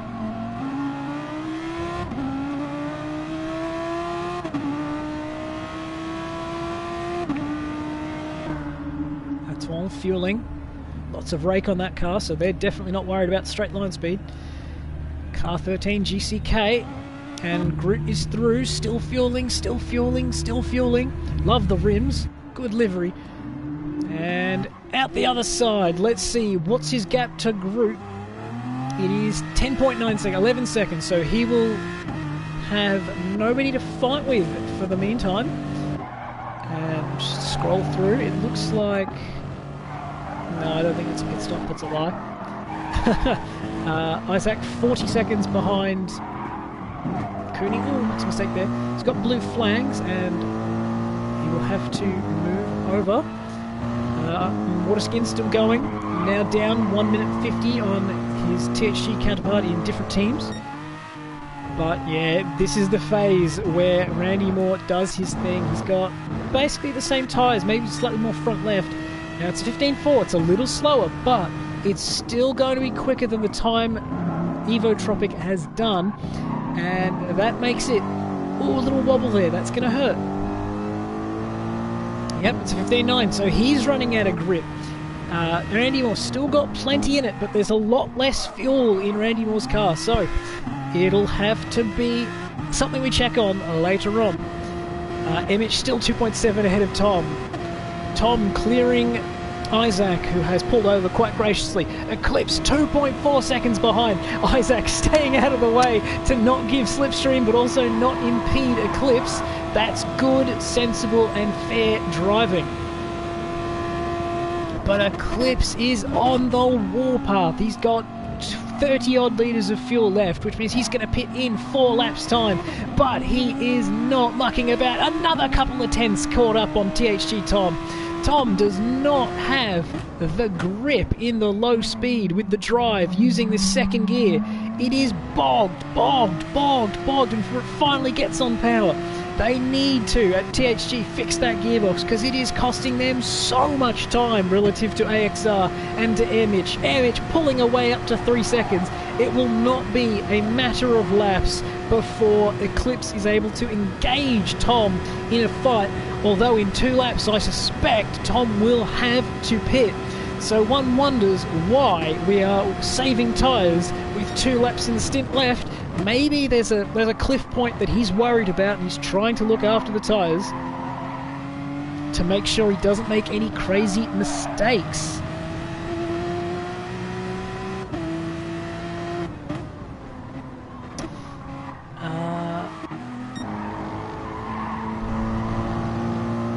Who are we chasing here? It can't be Randy Moore because the gap is 14 seconds. It is S. Cooney, who's now going a lap down. So, with Randy Moore crossing the line, it is the first hour update. We have Randy Moore leading with a 2:15.5 on that lap. He has a 14.5 second lead over XX Evo Tropic. and those two will be fighting the entire race, even if this fight is not on track at this point. 15 seconds further back, it's THG Muller. He's been dropped this stint. Evotropic has gone from 7 seconds ahead of him to 15. Muller set that 15.4, did that 15.6, and since then, he's been having a bit of a struggle in the 16s. And on that lap, a mistake ends up with a 19.5. That costs him 3 seconds. That may prove important later on if either Randy Moore or Evotropic make a mistake. Randy Moore, a damaged pit stop, and he's on target with Muller. 24.5 seconds back, it's GCK Image still continuing his fight with THG Tom and AXR Eclipse. Those three have been basically locked together all race. His gap out to 3 seconds from the 2.5 we'd seen for a while. Over Tom, his pace starting to fail, 17.7, 17.3, losing a little bit of ground to Image, but on that last lap, pulling away from AXR Eclipse, who's been flying in those 16s the previous 2 laps, using all the curb at Radion, trying to use all the road there. He's not mucking around. He probably made a mistake on that previous lap to lose a second, but you can see the pace is there and he's very mad. I suspect the AXR team found out that their 6th gear is too long and staying in 5th is better. So they're not worried, so much about the fuel penalty as they are the lap time, and that could have been what has set Eclipse alight and got him flying. His teammate is 16 seconds behind him with AXR Group, who is 8.7 seconds ahead of Aton, who has pitted 1 extra time than everyone around him. He will catch up to them. Mountain King for KWE has also is about to complete his stops. We're about to get on that. S. Cooney, who is a lap down, now 48 seconds behind Mountain King, but a minute and a half ahead of Isaac, who is still nearly 2 laps down on the leaders, and Waterskin, who is 2 laps down. Back to the leaders, Randy Moore, forced to pit for fuel, but his worst lap in that stint is a 15.5. There are guys who have not done a 15.5. Have a look at that. His worst stint is as good as the 4th quickest driver. I did not see Aton with a 15.2 there, but 3rd place, his best lap is Randy Moore's slowest lap. And that's why Randy Moore is in the lead of this race. That's why he has to keep pushing to try and stay ahead of Evotropic, who has significantly more fuel. But Evotropic's tyre wear is far worse. He has to find a way to save that front left tyre if he wants to abuse the extra fuel, because it's no good having more fuel if you don't have any tyres to make the lap time with it, because you end up losing too much time and you're better off taking the pit stop. This is the thrilling part of the race now. These two are 30 seconds behind. Now, this is where the gap legitimately is once the pit stops shake out at the end of this race. Randy Moore needs to find 31 seconds over Evotropic, and you might be sitting there thinking, that's a lot of time. But right now, in this stint, in this moment, Evotropic has got 4 more laps of fuel on his car. He will have very worn tyres. Randy Moore will have brand new fresh tyres, and he'll be able to do 2.14s, whereas right now Evotropic is doing mid-high 15s. He will take 2 seconds a lap, more like 1 second a lap, maybe 1.5 seconds a lap if he starts pushing into those 14.6s, and that will be where he makes up his ground. He'll get it down to 25 seconds, taking another chunk out, and then he'll do the same thing in the next stint, making it maybe 20 seconds, and the stint after that will be 15 seconds. And then you add in the fact that he seems to be taking 5 seconds on the road in just fair one-on-one combat. So it'll be really close between these guys at the end of the race, and that's why endurance racing is fantastic. We've got 2 totally different cars, 2 totally different fuel burns, 2 totally different tyre wears, and it looks like they're going to end up right on top of each other at the end of 3 hours. And the best part is, that's only 1/4 of the way through. Now we go back to our fight for P3. Airmitch is 2.2 seconds ahead of THG Tom, who is 1.9 seconds ahead of AXR Eclipse. Now, it looks like Muller has pitted as well, sorry. And as a result, is behind Eclipse. That threw me for a second. But yes, Eclipse catching. Okay, Groot isn't too far behind. I thought he disappeared.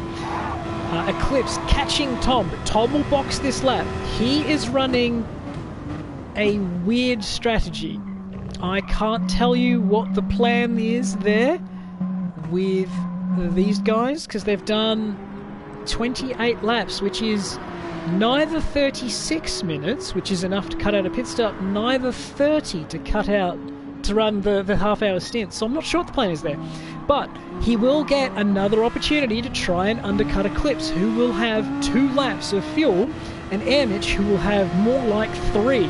So Tom will have a chance to undercut on fresh tyres and a full tank of fuel to potentially get closer to Airmitch and get away from Eclipse.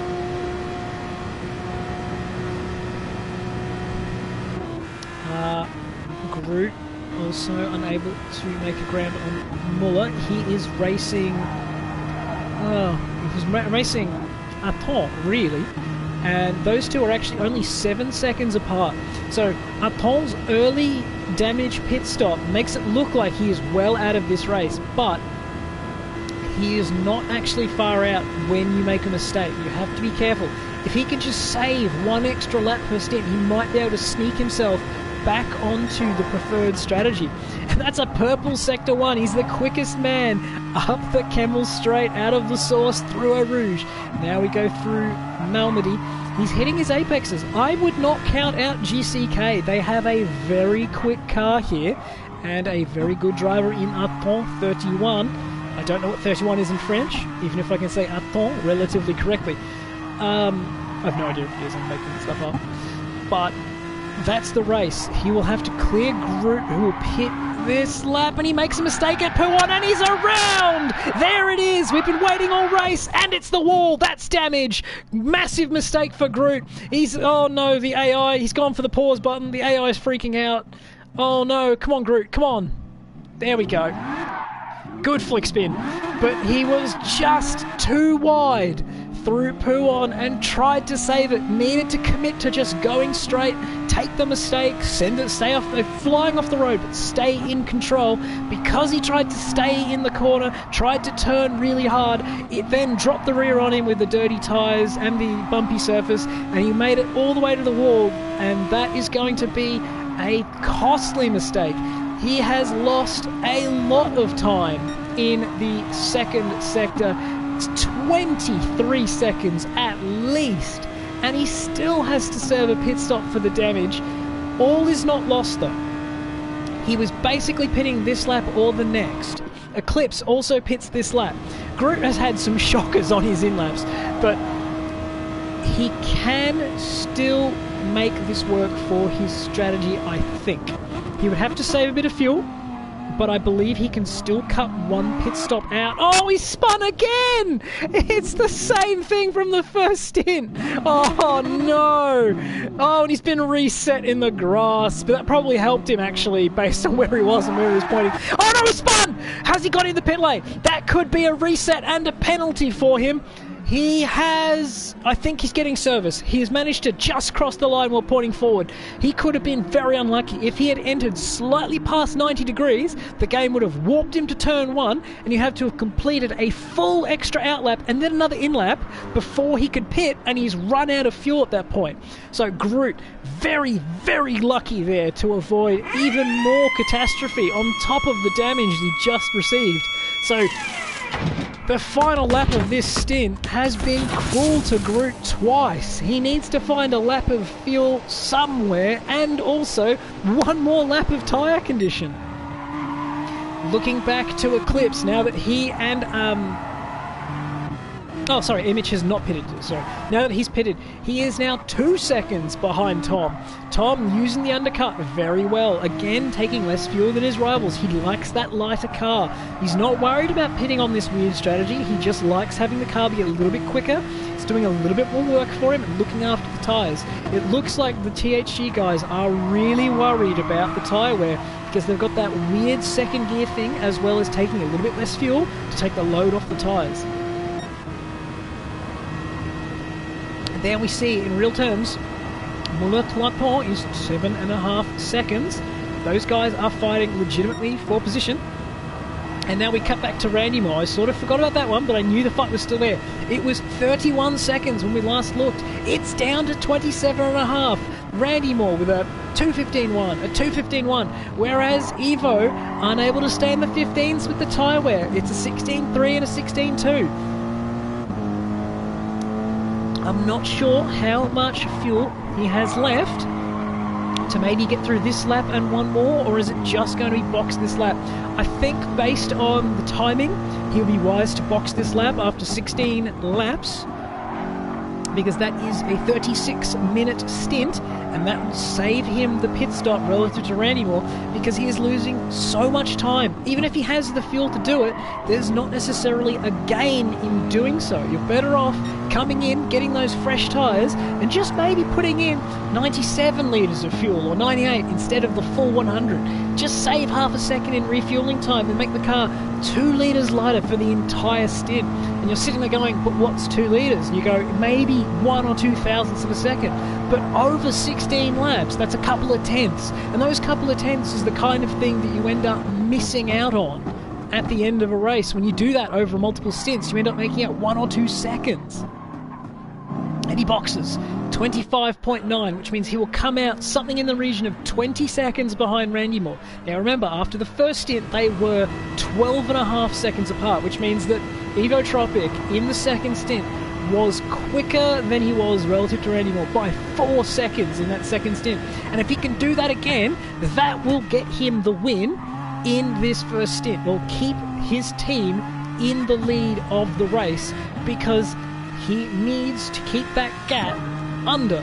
Oh, never mind. A 14.4 for Randy Moore. He has taken the sandbags out. It is go time. The teams let him know that this race is on the line. It is no longer Sunday Drive GTS v Randy Moore. It is Go-Go Power Rangers Maximum Attack Randy Moore. He's found 7 tenths on that lap. 2 tenths over his previous best. That's a big moment in the race. And the gap is 20 seconds, as expected. Great sportsmanship there from S. Cooney, 1992. Pulling over on the straight, letting the leading car through, not getting involved at all. He's running his race to the best of his ability, and that's all you can do. Not getting involved in someone else's race for no reason. He's looking after himself and looking after his pace. He's doing a great job on the fuel, and is also on this extended 1 less pit stop strategy, which means, unfortunately, even though he's 14 seconds behind Groot now, it won't stay that way. However, with Groot's luck, on the final laps of his stint, he might be in that fight. That was heart-stopping when he ran wide there. That could have been a big crash. Excuse me. But keeps it safe, keeps it going. Groot is fighting Mountain King. Ooh, side by side, a bit of contact there. They've both got basically new tyres. Groot slightly fresher and more fuel. Little understeer there. Sorry, I didn't see this one earlier. Oh, Mountain King indicating left, letting him know that he is not looking to fight. Car 33 thinking of the long game. Letting Groot go. Or not. Side by side there. Nobody really lifting to make it easy. Mountain King. Unconventional, but allows Groot through. Now, will Mountain King stay with him and they just get towed along to speed and success? Oh, doesn't get a good exit. He's going to be just outside the slipstream range. He needs a really clean La Source to potentially get back on the tail of Groot and then get towed along back up the field towards Air Mitch and Eclipse. Oh, a bit of a wobble. And, oh, he's gaining thousands, losing thousands. No, he doesn't have the top speed or the power. He's not going to have slipstream. But, critically, Air Mitch has lost the position to Eclipse and Tom. Tom has been passed by Eclipse on the last lap. Eclipse with some great driving on his outlap and an excellent second lap thereafter has taken 5th place back from THG Tom, while both of them have jumped Air Mitch in the pits, who had a slightly slower. Yeah, it was 1 second to Tom, 3/10 to Eclipse. But Tom's not done. He's fighting back on Eclipse on the run to Blanchimont. He'll go around the outside using all the exit road. Turns in too wide, side-by-side contact, but he gets through. That's fantastic racing.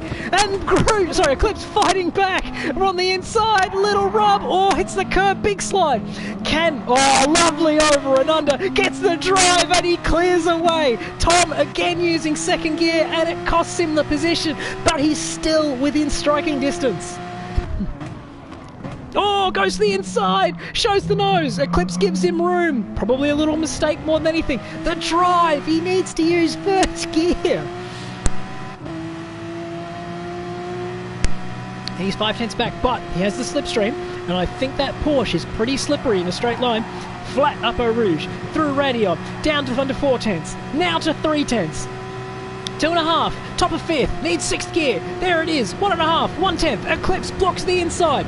Now Tom alongside, he has the lead.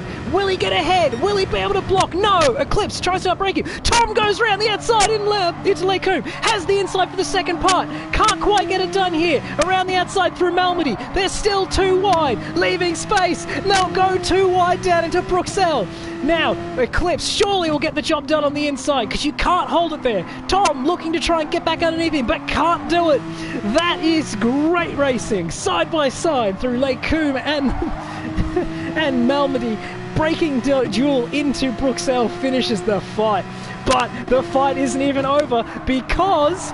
big slide there from Eclipse. That'll hurt him. Doesn't quite run wide. Tom's got the run. But Amic is now 6/10 back. He is in slipstream range. Side by side for Tom, getting the run. But he'll have to back out. You can't go around the outside of Piff Paff. Again, gets a better turn back. He'll set himself up.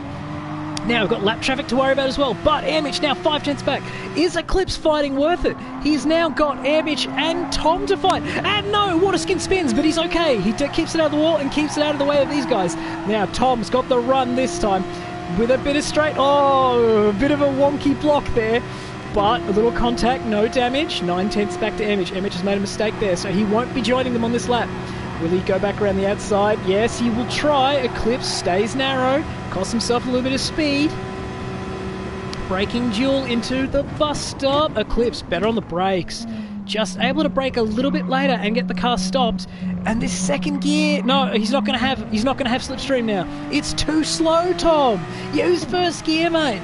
Somebody tell the THG boys, even with a big wobble from Eclipse, he loses from 5/10 back to 8, and Eclipse is out of slipstream. Second gear, once again, it's bogged. He's lost out to a second 1.1.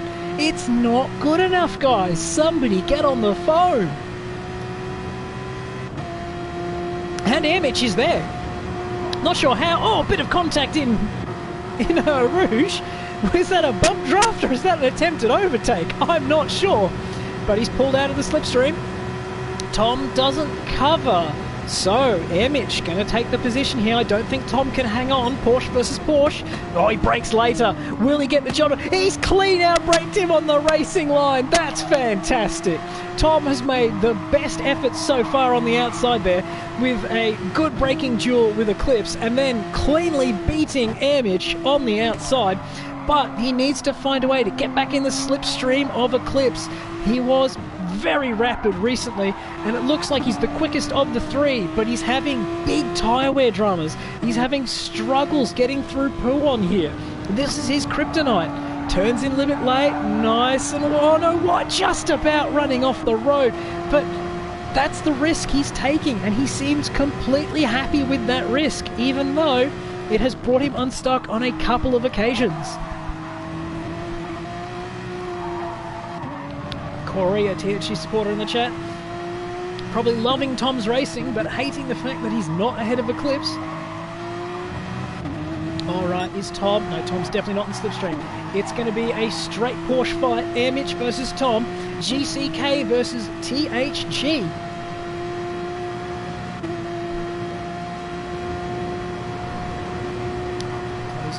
Closing. Will he have the braking duel or will he wait for the next straight? Tom goes defensive. That opens the door for Amic around the outside. Backs off. but gets a cleaner run through the bus stop. He'll have a better exit here.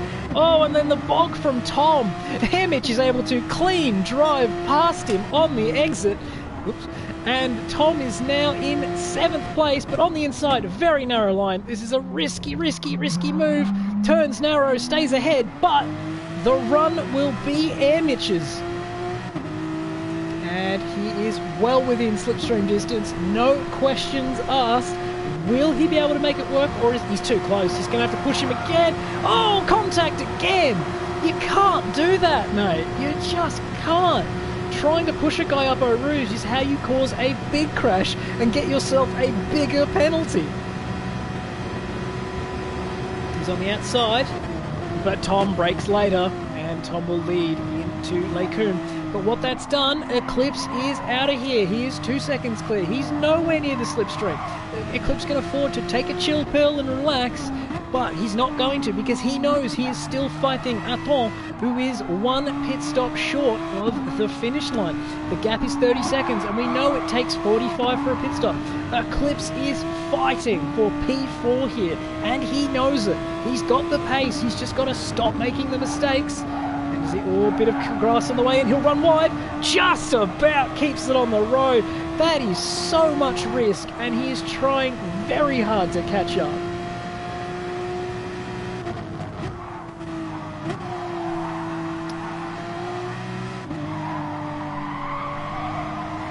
Oh, neck. So TXG Belgium fighting with the GCK team.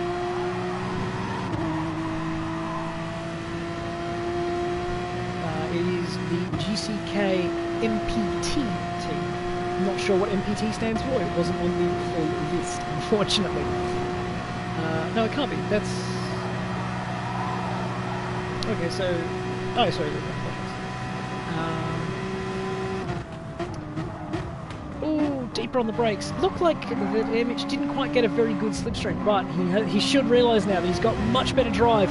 It looks like Tom's trying to hold him up, and he probably is not appreciating that one bit, but the THG car is just too slow using second gear. Oh, Hemich with a much later braking. Tom rushes the apex, but the exit is going to hurt him because he's using second gear still. Hemich with a much cleaner pull. Will he get side by side into Eau Rouge? There's maybe the tiniest bit of overlap, but no, Tom shuts the door, and Hemich will push him once again up the hill. Careful not to get track limits, and he will have another attempt at trying to pass THG Tom.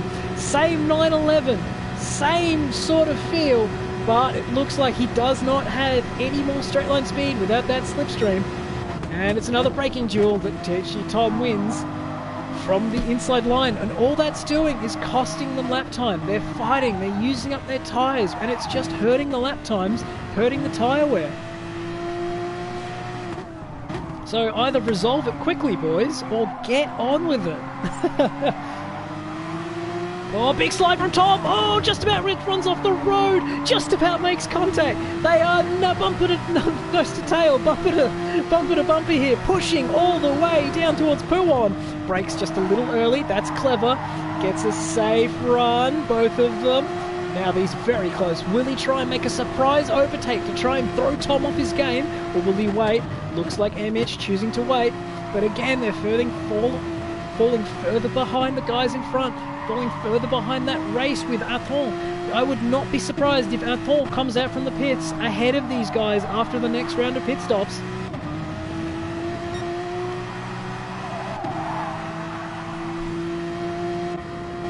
Tom running a much different strategy on fuel here. He has half a tank left. I'm just confused what they're trying to achieve there at THG, but they know what they are doing. Otherwise they wouldn't have such a competitive run going. And Hemich side by side outbrakes Tom in the first part of bus stop, but Tom releases the brake pedal, takes back the position. And then once again he'll bog on the exit and Airmitch will have the run. Tom forced once again to go defensive. Airmitch disappears all the way over to the left. Tom doesn't know where he is. Tom is guessing, and that's why he's doing it. He's just messing with Tom. Outbrakes him, but doesn't get it down to the apex. However, he gets the run. This time he's got the inside for Eau Rouge and Radion. Now we'll see an interesting fight. Can Tom hang on around the outside? Yes, he's there, Tom. Don't hit him. Side by side, who's going to give up? Not Tom. We've seen that. Oh, the big lift from Airmitch. Tom hangs on around the outside. I wasn't expecting that.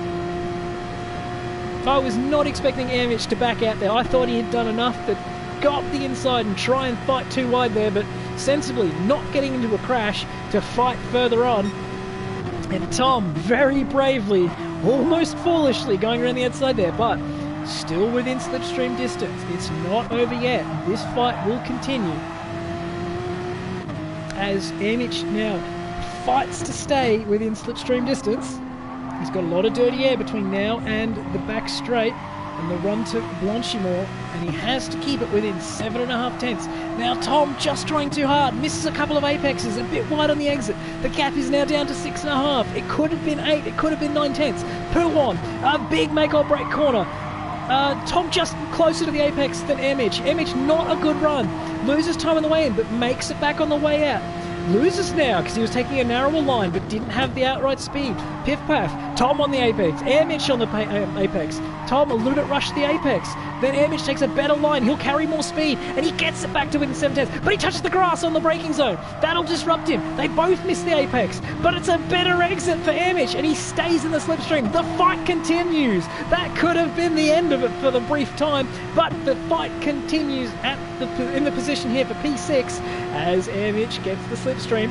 I don't think he'll be able to pass into bus stop, but he'll be close enough to fight out of Les Combes, and if he does throw a dive up the inside, he probably could beat Tom on the drive out the other side, but no, he chooses not to.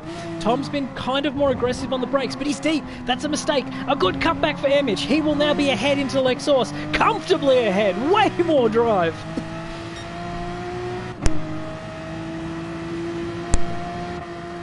It's 4 tenths. Now Tom in risk here of losing the slipstream at 4 tenths because Airmitch is so much better on power. A bit of a wobble, but he just hangs on. The wobble and gear change for Airmitch just stopped him breaking the slipstream, and Tom will have the opportunity to fight back. It's 5 tenths now, but it'll be basically equal when they get to the end of the straight. I'd love to check in on the leaders, but this fight has been going all race long. Now, will Airmitch block? Looks like no. Tom pulls out, side by side. He's got the overlap, he's got the overspeed. Job done. Outbrakes him into Les Combes. Oh, but he's deep. It's not over. Now we've got Airmitch. Oh, almost goes around the outside in the second part of Les Combes. Tries to set up a cutback out of Melody. Oh, he had the run. Bit of wheel spin. He's still there. Can he outbrake Tom? He does. He stays up the inside. He's still there, still there. Tom with slightly more corner speed. Tries to get it done on the exit, and he's pulled ahead. Great driving around the outside of the Bruxelles hairpin and keeps it in the position that they started this lap. But Airmitch has the run. He's up the inside into Pouan. Brakes a little bit earlier and Tom turns down and makes it work. That is quality racecraft. Inches apart, no contact, and they continue. Oh, never mind, a little bit of contact on the brakes there. Tom a little bit deep, Airmitch deeper yet, but they're still within touching distance of each other. Good through Piff Paff now, through the Stavilo part of the track. A better exit for Airmitch. Tom's in trouble here. He will be side by side into Blanchimont with Airmitch. It's a question of which side he picks us, left or right. Tom staying to the left, Airmitch going to the right. Top of the revs.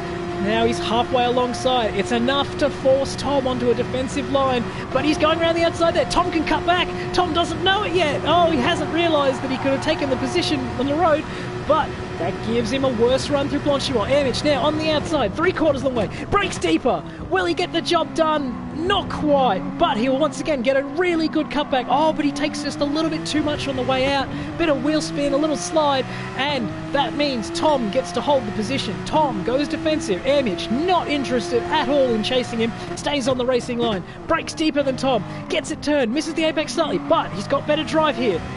It's not as noticeable out of the source as it is the bus stop, but he's done enough. Tom giving himself dirty tyres by going under the white line. Not clever, considering we're about to go potentially side by side up Eau Rouge. No, it's a little bump draft. Nose to tail here. Willie, no, didn't quite get a really good run through radio on there. You saw a little slide and it cost him speed. Tom goes defensive again. Oh, Image can't get a run because he's too close.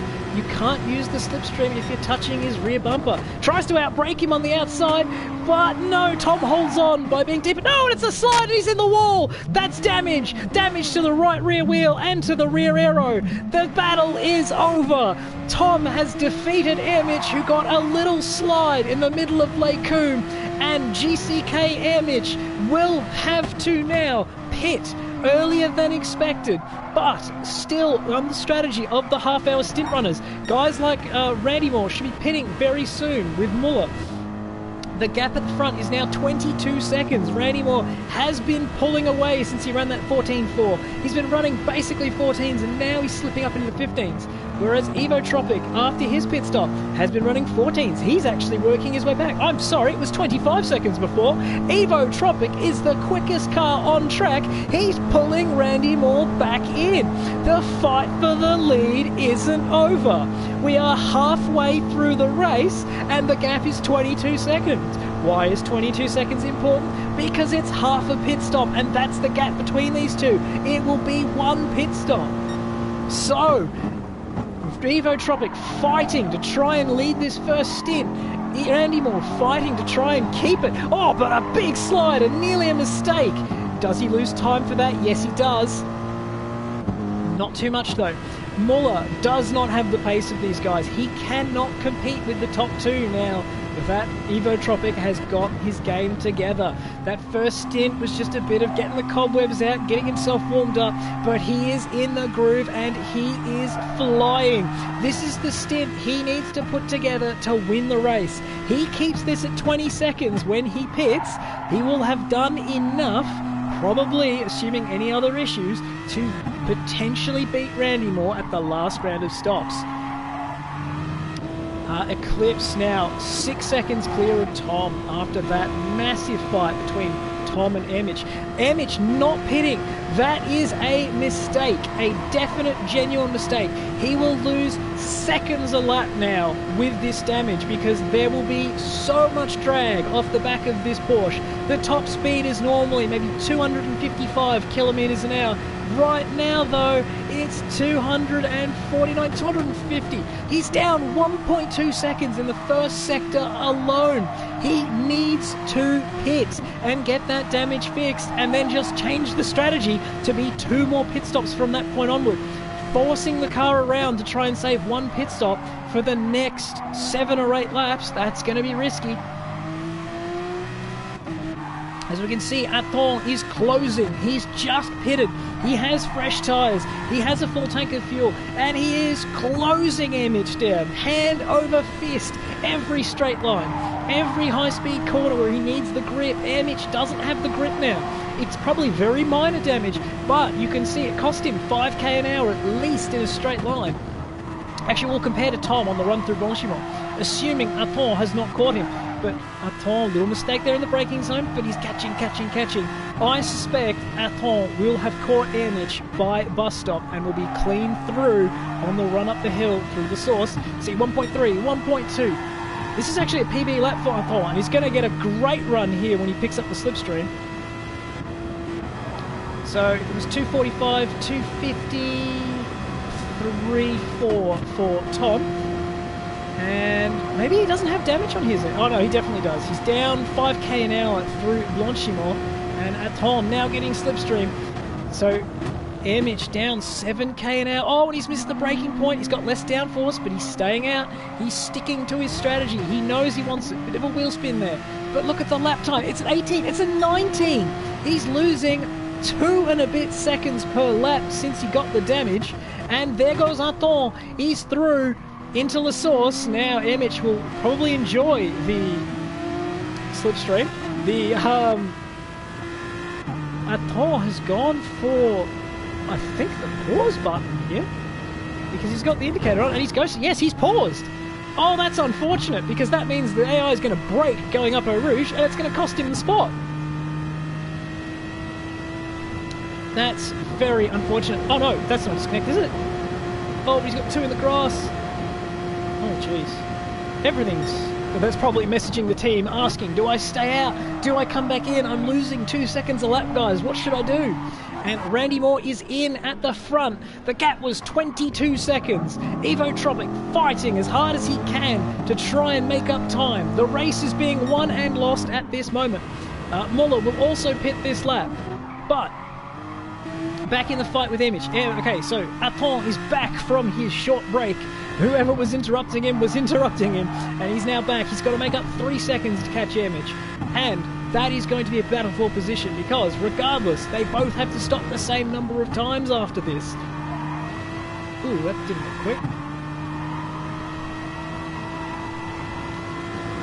He made up ground, so Image struggling with the damage. He's probably driving it better than I could, but he is not quick compared to his pace before. He's now 13 seconds behind Tom.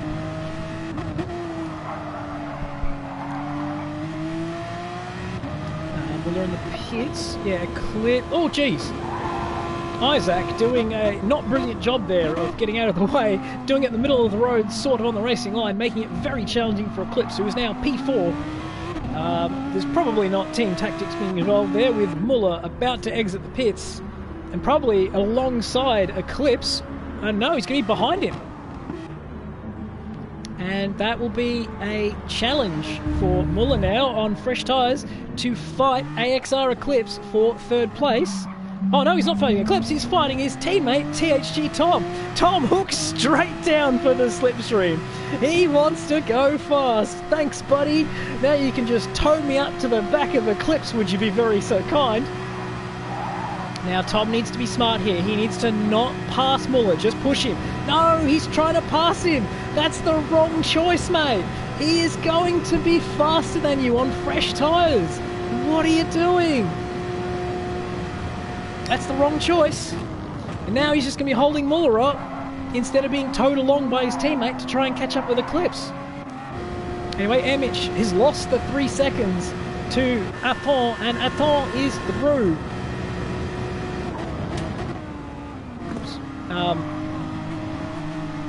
It was a 2:20.4 that lap for Emic. That's going to really hurt him in that fight. He's now fighting group, basically, because he will be out here for another 5 or so laps. He's losing 2, maybe 3 seconds a lap. That's another 15 seconds. And that'll put him the best part of 30 seconds behind Muller. He probably could have pitted and short-fueled and done something different to try and keep himself... Sorry, to Tom. It's even further to Tom.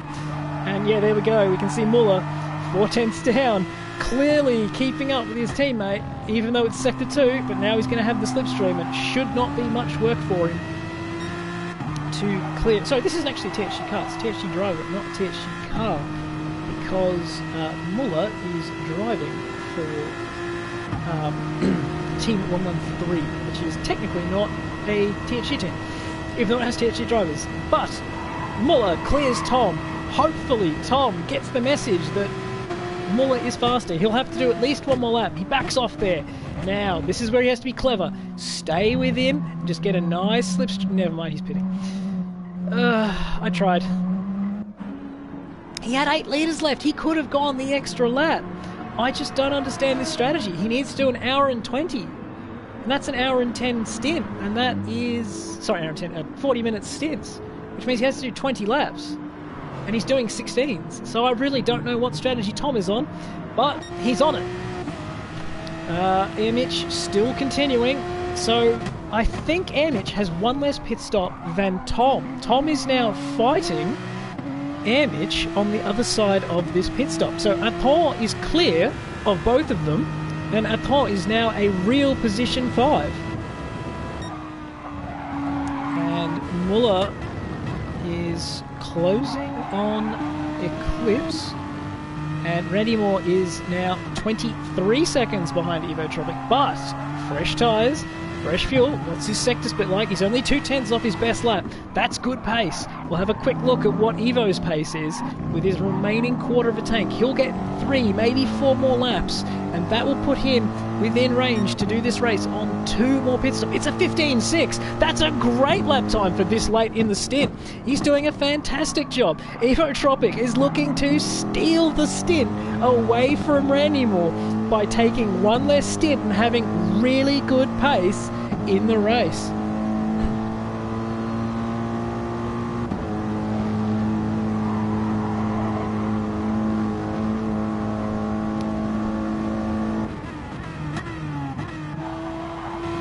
Muller catching Eclipse hand over fist down to 5.7 seconds. Those two aren't really racing each other, I don't think. Potentially Eclipse is racing Muller because Eclipse can do 1 less pit stop. I'm just not sure if that is the case with the way those guys are racing their races respectively. Oh, very deep, getting very close to the back of Waterskin.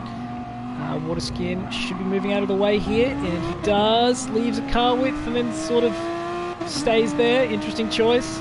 Is he going to lift? No, he's not. Oh, this is a bit naughty. Brakes a little early. Eclipse on a weird line, and okay, Waterskin doesn't turn in that time. Lets him through, and that's the Aquapac's car through into still in P3, but behind them, 5 seconds down now. He took 1.2 seconds out of Eclipse on that lap. The tyre wear starting to hurt for Eclipse. He's down into the red, which means he's got 10 or less litres of fuel. That's 1 lap, maybe 2 if he short shifts. But I don't think I'll see any short shifting here. They'll be banging off the rev limiter in 5th.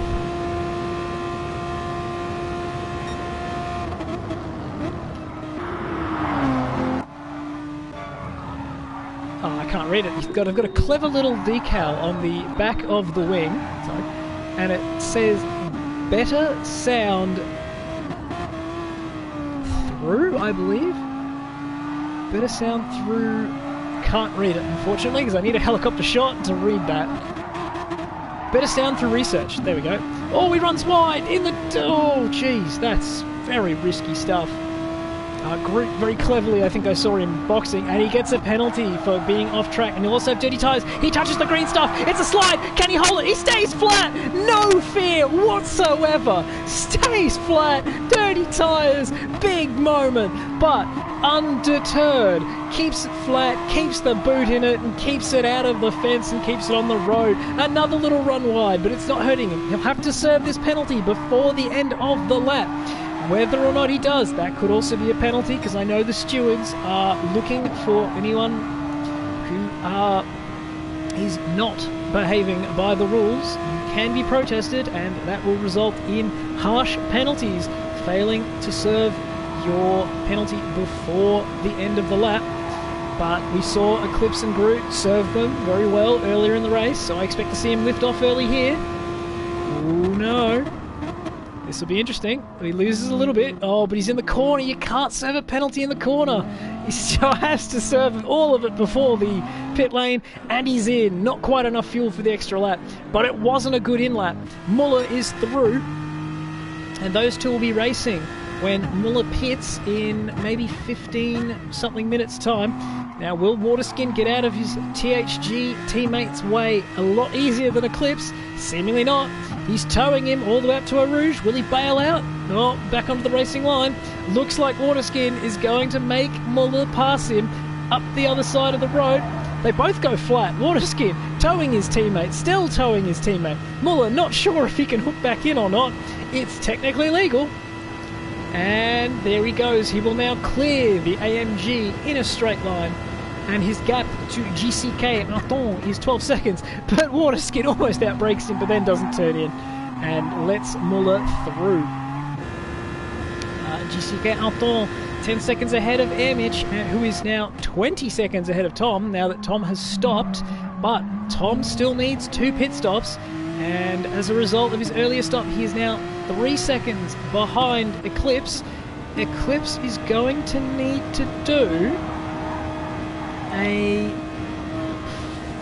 that's the 47-minute stint. I don't think he can do that. That's just 37-minute stint. That is possible. He can do that. Eclipse is now to the home on one more stop. Tom needs to do 2. He's somehow misplayed this one on strategy. And he is real P7. He does not have the fuel mileage from here to make it work. And that's going to be costly, considering he only pitted a couple laps ago. He needed to put a full tank in. He probably could have got there. So Amich is actually racing these guys legitimately, and he's still got damage. He's still doing 19s. He got an 18.9 in there a couple laps ago. But overall, he's losing time, but doing all he can to try and stay ahead of Eclipse and Tom by cutting a pit stop out. He's going to go to the end of this tank and then fill up for his second last pit stop. And he is legitimately racing Tom when Tom takes his extra stop between now and the finish. Will Illich pit this lap, or will he go another 2? Because it looks like he's got lots of fuel to do. Maybe, yeah, they've got 14 lap fuel liters, but he could do another 2 laps if he wanted to here. Let's keep an eye on him. It's probably the least real wing damage I've ever seen to cause a minimal slowdown. And he will do at least one more lap, convinced this is the right way to go about it. He's adjusted to the damage, and he's now doing 19.2s. He's converted the pace. He's had to settle down. Now, hard part again, he's going to come out of this pit stop, and he's going to have to try and work out how the car works when it works again. So he's been adjusting to a car that's broken, and he'll have to readjust to a car that isn't. Eclipse pulling away from Tom there quite comfortably on his outlap. AXR, Aquapex Racing, really starting to come towards the front. Muller will have to take an extra stop. So Muller versus Eclipse is going to be a fight. Muller needs to stay on it. He may not know that he is racing the Aquapex car for position. It will be a shorter stop at the end, but it will still be an extra stop. And by the look of how long it takes to get service, it will cost him a good 30 seconds. So he and Aton are basically on the same strategy. That is a for-real position. So Muller, Aton and Eclipse will be a fight for third place at the end of this race. Randy Moore and Evo X Tropic are the fight for the lead. Evo Tropic has a 20-second lead, but he will pit for his second last stop. Randy Moore will need to make 2 stops. However, by the looks of where he is on his fuel and how long is left in the race, it will be a shorter stop. He doesn't need to beat Evo Tropic by 45 seconds. It could only be 35. So, when Evo Tropic comes out from his pit stop, we will know what the gap is. We will know roughly how much more time Randy Moore needs if he wants to lead at the end of 3 hours in the World Tour Racing Club 12 Hours of Spa.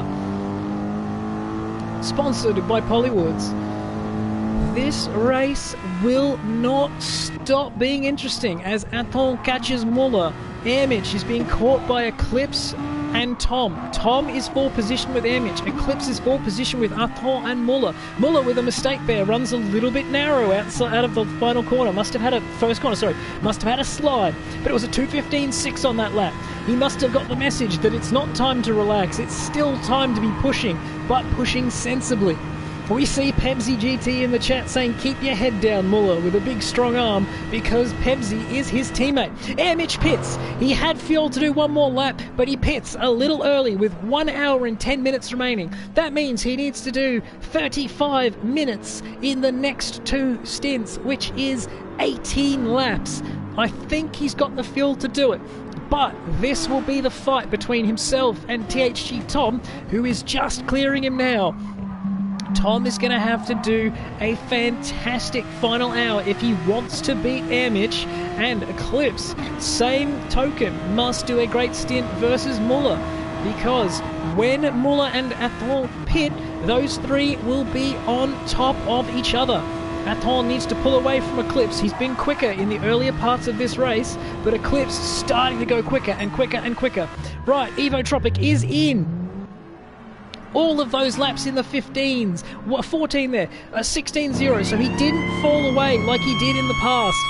Evo Tropic is looking after the tyres better. He's driving faster. He's staying more consistent. He's making fewer mistakes. And when he comes out of the pits, we will know the gap between the new returning leader. But he does a 2:14.387, new fastest lap of the race. GTSB Randy Moore pushing as hard as he can now that he's found himself some grip after the pit stops. 14.7, 14.8, 15.0, 14.8, 14.3, and Evotropic is out the other side. The gap's 27. It'll be 28 by the end of the Camel Straight. Meaning that he is now maybe 7, maybe 10 seconds away from taking the race lead. But Evotropic now on fresh tyres. Randy Moore only on slightly used ones, but he's at half a tank, so their pace could be similar. And if it is, that will mean when they box for the final time that this race will not be over. Oh, a big slide there from Evotropic. Not used to their big, fat, heavy car full of fuel. Now, that's a really tough part of endurance racing, is you get used to the car going away from you on the tyres, but it gets lighter so you can sort of make it back. Then you put a full tank of fuel in and suddenly the car doesn't stop nearly as well, but you can turn. So it's a very hard compromise to get right. And there you go, the gap is 28 seconds, meaning that Evotropic is still in the net lead.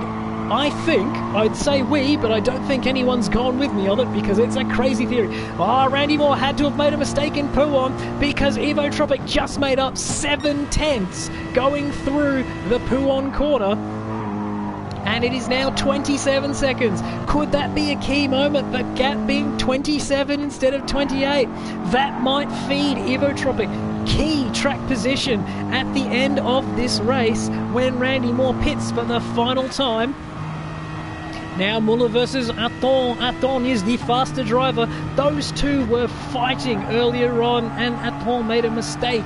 It put him off sequence. It dropped him 15, 20 seconds behind with damage to repair. He has fought and fought and fought. He is the third quickest car on track and he is now 10, only 11 seconds behind THG Muller in third place. So, it is not over. It is not done. He is 33 seconds ahead of Eclipse, who we believe has one fewer pit stop than him. So, he needs to keep pushing. Eclipse also. He thinks he's racing Tom, but does he think he's racing Aton and Muller? He may not know it, but he's definitely going hard. Still running around in the 16s. Now he's got fresh tyres and 3/4 of a tank of fuel. Tom, using half a tank of fuel and equally fresh tyres, is now 31 seconds ahead of GCK Amich, who is about to be lapped by Randy Moore for the first time. Amich, importantly, is within a pit stop of Tom, but we don't know how long these last pit stops are going to be, so it may not be within a pit stop, assuming Tom has to pit one more time, which I believe he does, with maybe 15 or 20 minutes left in the race. And let's see if Randy Moore is able to clear the lapped car of GCK Amich with ease, or if it becomes a struggle, or if he gets a nice slipstream to try and pull away from Evotropic.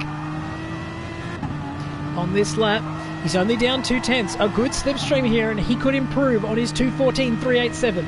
I don't know if he's in the slipstream yet or not. Only he will know if he's suddenly accelerating just a little bit more, carrying a little more speed up through Blanchimont. You'd suggest he's there. It looks like he's getting closer, closer and closer. He's up to 250 kilometers an hour. Loses a bit through the middle there. You'd say no, he hasn't got the slipstream early enough to then potentially make an assault on his own fastest lap. But he makes up huge ground in the braking zone. Great drive out of bus stop, but Amich does a better job, but he's pulling away. Pulling away from Evotropic. A big weave there, telling Amich to get out of the way because he wants to come through. He's now right on the bumper, a big slide. It's frustration. He knows that's his race. He pulls out again. Hook in for some slipstream, mate, because then you'll be able to pass a lot easier. Actually, that was really cleverly done. He just held out to make sure that he got the run and wasn't held up.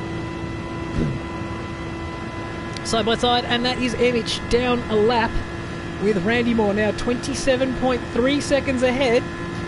And yeah, he lost 2/10 there. He won't be too happy about that. But That's endurance racing. Dealing with traffic is part of the problem. It's part of the equation. It's what makes endurance racing so tough, so challenging. It can all turn on its head in a single moment. As we see that Arton has lost a big pile of time. He made a mistake on the previous lap. Lost 2 seconds to Muller. And allowed Eclipse to catch up by about a second and a half. He had a sloppy lap on lap 48 himself. And he's still only 4 seconds ahead of Tom, who doesn't seem to have the pace in this stint. Only running 17s, high 16s, consistent, but not as aggressive as the 16.2s we're seeing, 16.2 or 16.1 from AXR Eclipse. We'll have a quick back look at Groot, who's got himself a nice 5/10 penalty for cutting the track somewhere. And he's doing mid-16, so he's running about the same pace as Tom, but his escapades of spinning before the pit entry and having a crash at Pouon mean he is a long way down, a good 45 seconds, which is more than a pit stop, I would say, at this stage of the race. However, he is still 30 seconds ahead of KWE Mountain King, who's got the similar amount of fuel, just worse tyre wear. Oh, that looks good though. It's a clean line. It just doesn't seem to have the rotation, this Lexus, compared to the other guys around him. But he's still a minute 38 ahead of Escuni, 1992. And he is on the back of a fresh set of tyres and a full tank of fuel.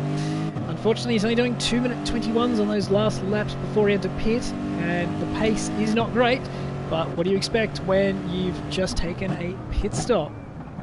THC Isaac, oh, a big moment there as he pulls over to let Air Mitch through. And he's losing a lot of time doing it that way. He can be a lot more aggressive on how he lets people through by accelerating before they have completely cleared him, but still staying out of their way. He's running 2 minutes 20s as well, and he's keeping pace with Cooney. And Waterskin, with his damaged ankle, set a personal best on lap 44. And is still trying as hard as he can to stay in this race and keep the car alive for his teammate. And that's one of the other things. Maybe you're not in your best condition, but it's not just about you. You have to look after your teammates. You have to keep the car going. And if there's one thing I know about Waterskin, it's he refuses to stop. He drove around the Nürburgring 24-hour course for 5 laps with no fuel, trying to resolve the pit glitch bug because it wouldn't let him in for fuel. He fought and fought and fought and finally got that car back to allow him to take fuel and keep that car in the race. And that's the kind of thing you need to do, that grit and determination to keep the race going. As we go back to Randy Moore in the lead, 27.3, Evo Tropics keeping pace. He's done 14.9, 14.9. So Randy Moore, more ultimate pace, but Evo Tropic with the consistency. And that's going to make the difference by the look of it. So Randy Moore has gone from being the consistent driver, the one in calm, control, Sunday drive mode, to the one who's pushing and making mistakes and finding 6/10 and losing 6/10. Car ebbing and flowing while his opposition just operates at the perfect speed he can in order to try and make up a best time over the stint. As we near the completion of 2 hours of the World Tour Racing Club 12 Hours of Spa, sponsored by Pollywood's, he now has 1 hour remaining and 25 seconds in this stint to try and get ahead of Evo Tropic. You might say get ahead, but he is ahead. But I think he needs one more pit stop compared to Evo, and I think that will make the difference between these two in their fight. Can the GTSV guys G Randy up, get some speed into the man, get him back in the fight to the win? As we cut back, and Arton, does he have, no, he's made another mistake. The tyre wear, not good for Arton, and he's almost out of fuel. And that's why THG Muller is pulling away, although Eclipse not really going with him. Still 31 seconds down. It's closer than the 33 we saw before, but a little mistake there, missing an apex. Oh, grabbing the bollards. It's not working well for him here. And Tom, though, unable to really close. Still running those mid-16s, but the up and down nature of Eclipse's pace starting to hurt as the consistency game starts playing out.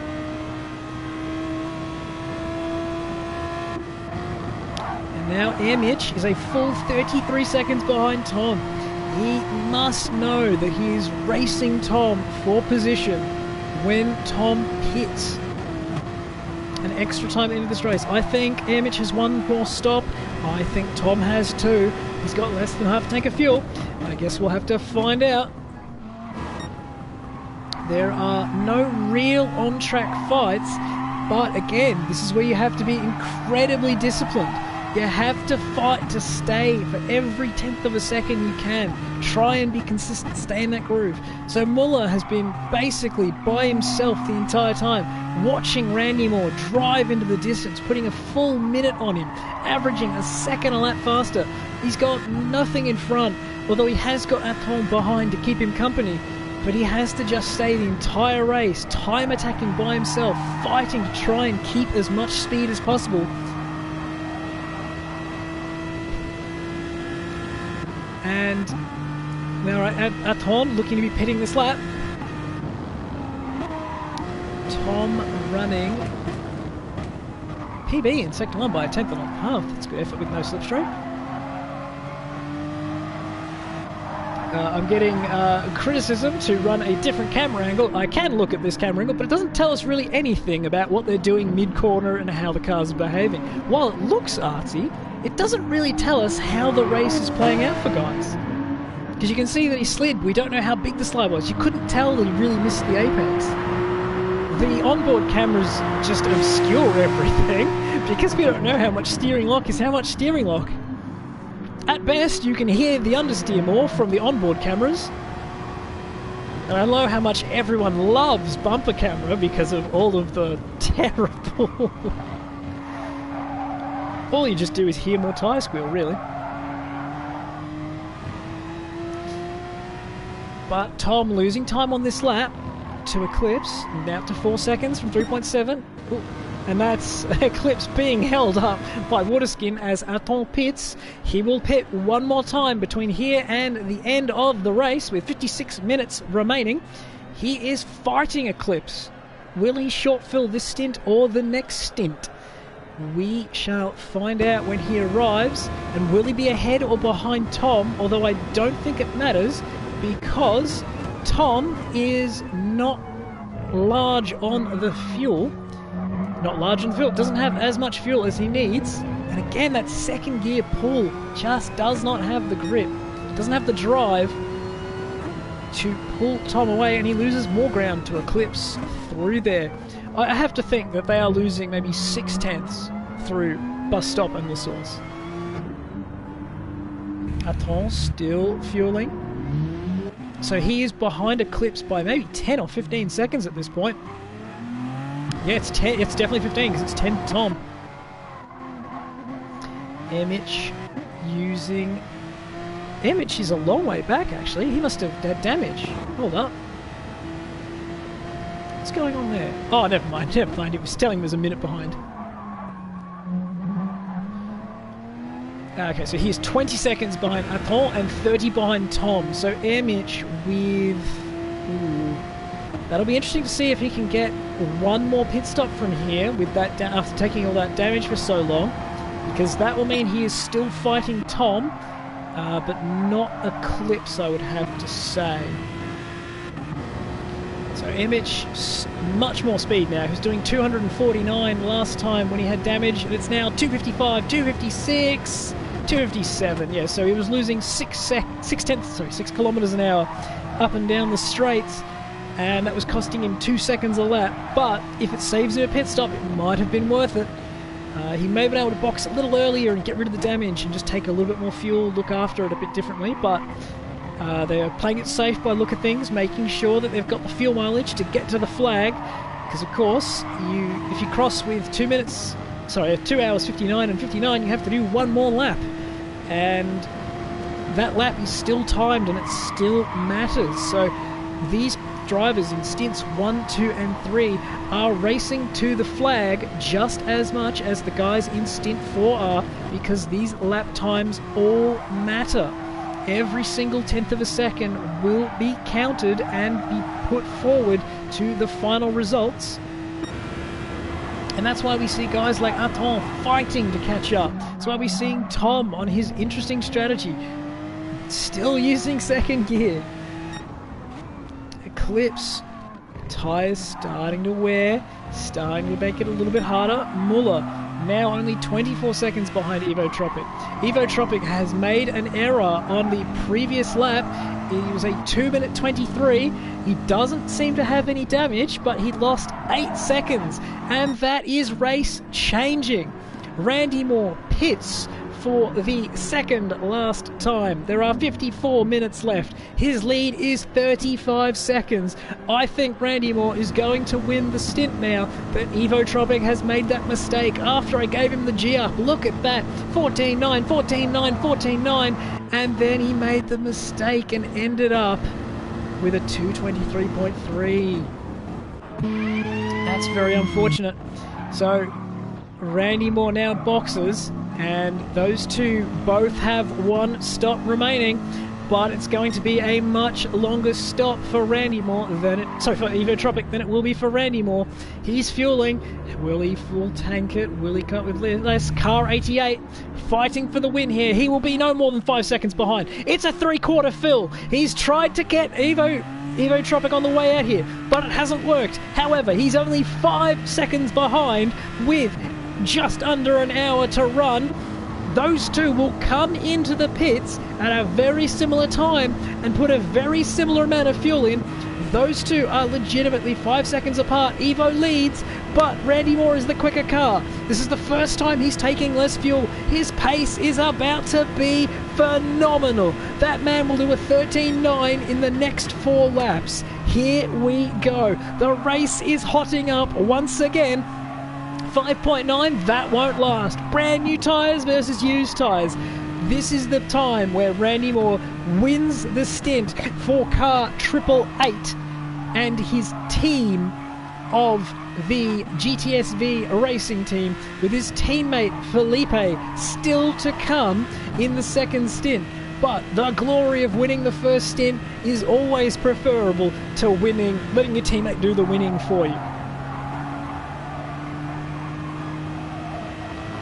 Already making up 3/10. He's pulling away from Muller, who is doing mid-16s again, but will be boxing this lap and have one more pit stop to do. He'll have to put in 1 lap's less fuel than Randy Moore, but unfortunately 1 lap of fuel, at least for THG Muller, is not 20 odd seconds. So his fight is with AXR Eclipse at this stage, and 47 seconds is going to be very nearly how long a pit stop is if he goes for a full tank. So he'll need to potentially short fuel the car just a little bit to make sure he comes out ahead of Eclipse, doesn't get caught fighting him. That's something that Tom wants to do, fight Eclipse. Eclipse still with 4 or 5 laps of fuel. That's 10, 12 minutes of fuel, leaving him with a 40-minute stint at the end. I don't know if Eclipse can go to the end. I'm not sure.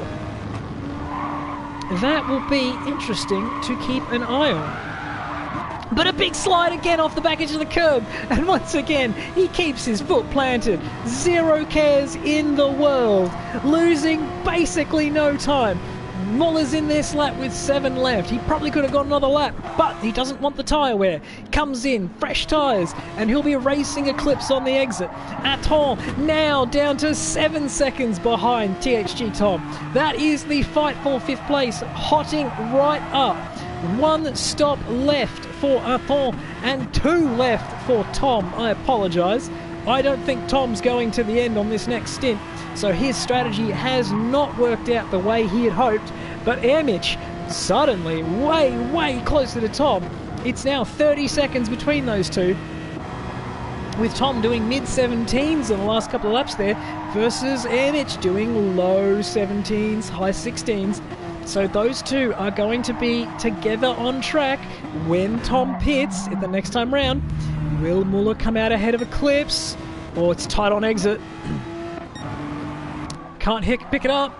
There's Muller. He manages to stay ahead with a full tank. It's 2 seconds. It'll be 1 maybe by the end of the straight. Eclipse trying desperately to get the slipstream, shortening the run, getting very close to the wall. Smooth up through Eau Rouge. Can he save any speed to try and get in the slipstream of THG Muller? It doesn't look like it. He's gaining time, but not enough. And the Audi runs out of legs. And that will be, in theory, no slipstream for Eclipse in his fight. Those two are legitimately on track for position if Eclipse can make it to the end on one more stop. And I'd say he's got 4 laps of fuel, which is 8 minutes. He's going to have to do 40 minutes or runs wide trying to catch up. But Muller on brand new tyres should have no dramas pulling away. He's got more pace than Eclipse has, and Eclipse gets a penalty for track limits while running wide and nearly dying. Bit of a cruel system. Congrats, you survived. Here, have a penalty. Oh, Aton is flying compared to Tom. Tom's running out of tyres here. He's out into the mid-17s, but Aton is running in the mid-15s on his brand new tyres. I think Tom is pitting this lap or the next lap, and he'll have to do a little half stint by the look of things. It'd be very strange if he took a full tank at this pit stop, but we've seen stranger things, as Ermich now still 25 seconds behind, still 20 seconds ahead of Groot, who's been kind of anonymous for a little while. When we look backwards, we see that he is coming to be lapped by... I can't tell you.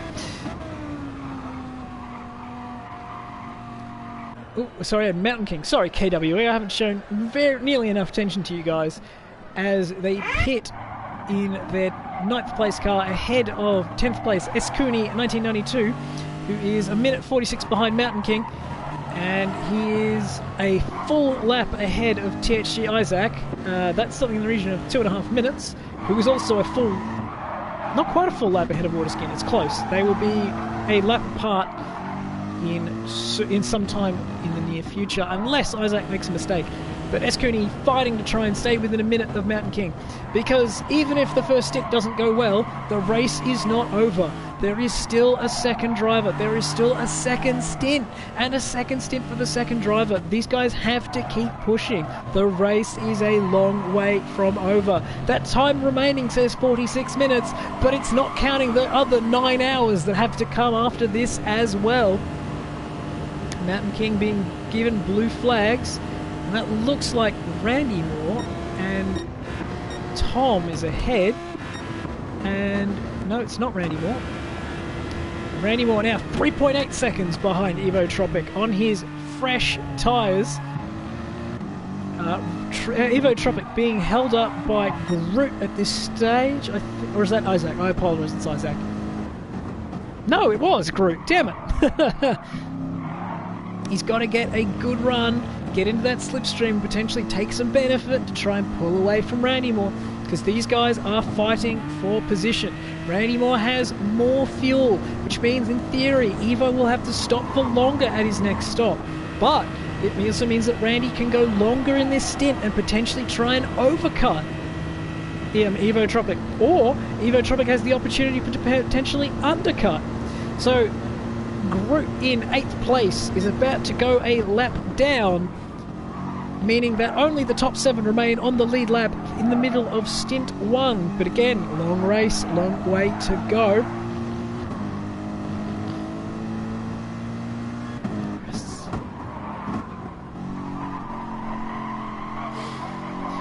Oh. 45 minutes remaining, still can't quite get close enough to make Eclipse move over. I suspect their headlights are flashing. And blue flags being waved. Oh, just beautiful judgment of the dirty air through Huon. Tom is in the pits with no fuel left. Whether he comes out in front or behind Emich, we'll have to wait and see. But this is great news for Randy Moore. Randy Moore's made up a second already. Groot refusing to move out of the way. Oh no, Evo Tropic is being punished heavily. That small mistake that's cost him 8 seconds earlier in this stint, it's now costing him seconds more to get past Groot, and that has let Randy Moore get even closer. It's now 2.5 seconds. Groot hooks back in for some slipstream. That's clever. He's in his own race still with, I think Tetchy Tom should be nearly done stopping here, and Air Mitch is through. So Tom needs to find 10 seconds to catch up. That's a full tank. That's the wrong strategy play. He needed to put in only 3/4. He's doing a 44-minute stint. I doubt it. Yep, and it's a full tank. He's going to have to pit with 10 minutes left and do a very, very short stint. He could have put 3/4 in and gone quicker for most of this stint. I think he's only just realised that he is not on the strategy he thought he was on.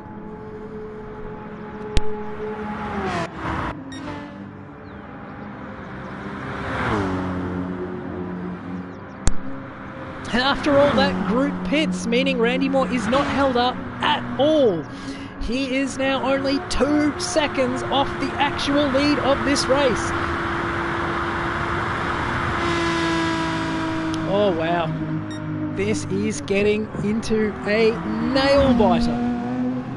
The apex speeds, he is pushing so hard. I can't believe he hasn't done a 13.9 yet. It was a 14.4 on the previous lap. The hunter is hunting. This one, he refuses, despite taking the extra stop. The Sunday driver has decided that there is no more Sunday left. It's still Saturday and he wants it. He wants the lead on Saturday before the commentary Sunday. Still 42 minutes remaining in the stint. Eclipse is in. That is going to be too far for him, I think. He's decided that he doesn't have enough fuel to get home in one stint. This is going to be a split strategy. He's racing Tom. No, he's not racing Tom. He's racing Air Mitch, sorry. So Eclipse no longer in the position we thought he was. He's ended up a couple of laps short. But we'll go back to the leaders as it's now down to 1 second. We'll go back on board. Wait, was that roof cam? No, roof cam was that one. Go back on board. It's now under 1 second. 9/10. Randy Moore is the fastest man on track. He has the best tyres. Very low, well, not very low fuel. He's got half a tank of fuel. But this is going to be for the lead. Eclipse comes back out with 67 litres of fuel. So he's done the smart thing. He's gone for 2/3 of a tank of fuel and will then put in another 2/3 at the end of the stint. In order to... That's a 14.2 for Randy Moore, and he gets within slipstream. Oh, but Randy Moore better on the brakes. Does Randy... Sorry, Evo's better on the brakes. Randy Moore gets the better exit though, and it's now under 7/10. He's in the slipstream. The fight for the lead. Here we go. 41 minutes remaining. 1 pit stop each. A bit of a wobble there for Evo. He's now losing time. Hand over fist. Down under 4/10. Down under 3/10. Getting to 2/10. Evo not close enough. No, sorry, close enough to be able to hold the outside line. But Randy Moore is 3/10 purple with a massive slipstream. Low fuel, great tyres. Now we continue the fight down through Malmedy on the run to Bruxelles. Will Randy Moore make a move or will he just chill? He knows he's got more fuel. Well, I think he knows he's got more fuel. Whether or not he abuses that and uses it to make a safe pass, it looks like no, he wants to maximise it. He doesn't want to just win, he wants to win by as much as possible. A big moment for Evo, touches the curb, oversteer. Will he get a penalty for track limits? Looks like no. Oh, Bilmer's contact on the braking zone for Puon. There's less grip in Evo Tropic's car. Randy Moore with clearly heaps more grip. Better run through Puon. Doesn't dive into Piff Paff. Evo takes the apex, but it's understeering wide. Randy Moore can have him any day, any corner, but he waits for the straight to make a certain pass. Oh, it's so much quicker under brakes. He's got so much more grip. A big slide from Evo. That'll have him done. It's a question of the run. He had to lift Randy Moore with the dirty air. He pulls out, goes to the outside. Evo Tropic stays side by side. Doesn't have quite of the slipstream. Ooh.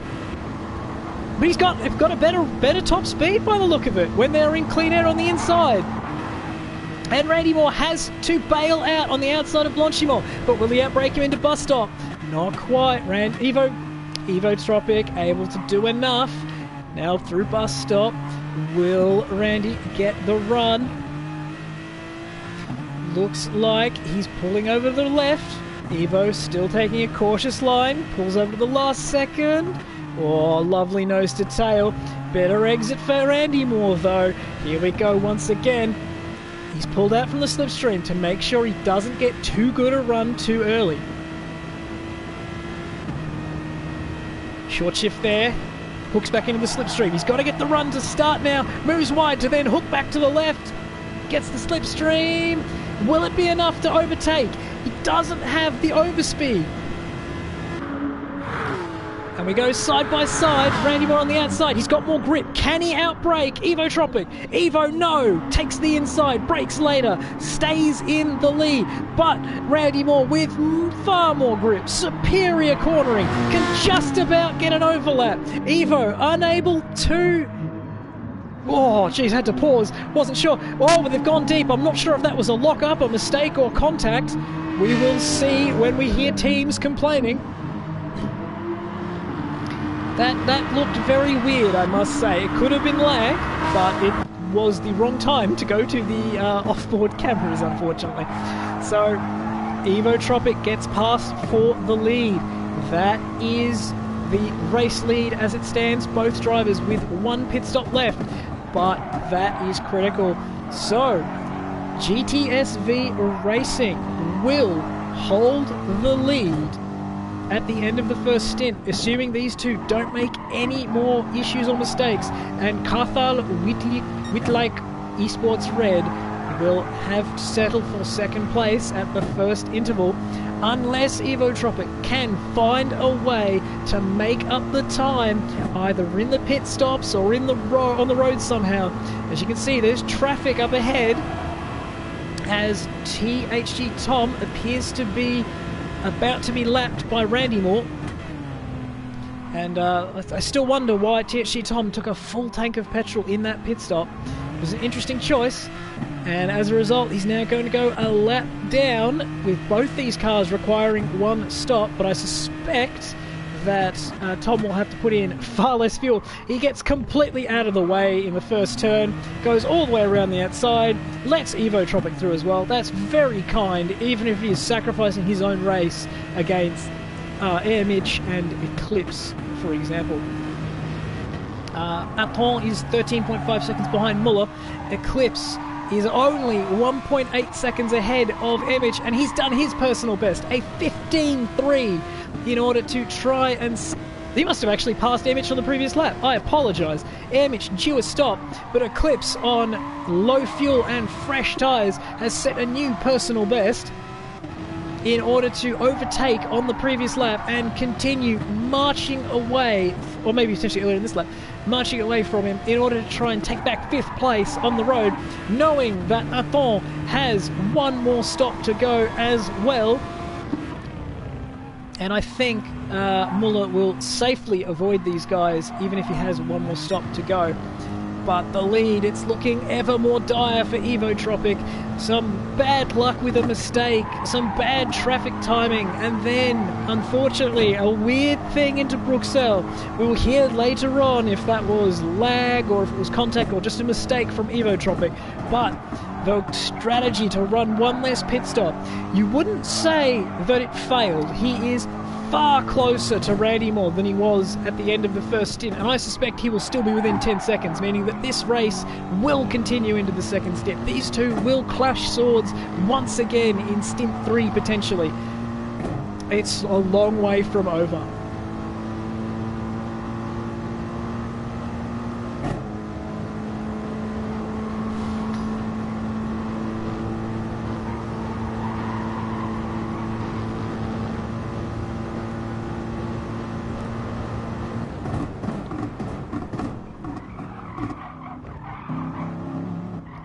Alrighty, Evo Tropic down into red fuel. He will box on this next lap. He has to come in this lap. There's not enough fuel left to do 2 more. Will Randy Moore keep attacking? By the look of it, yes. Or using all the curbing there, dangerous. But he's got the lead out to 3 seconds with another 2-minute 14 second lap.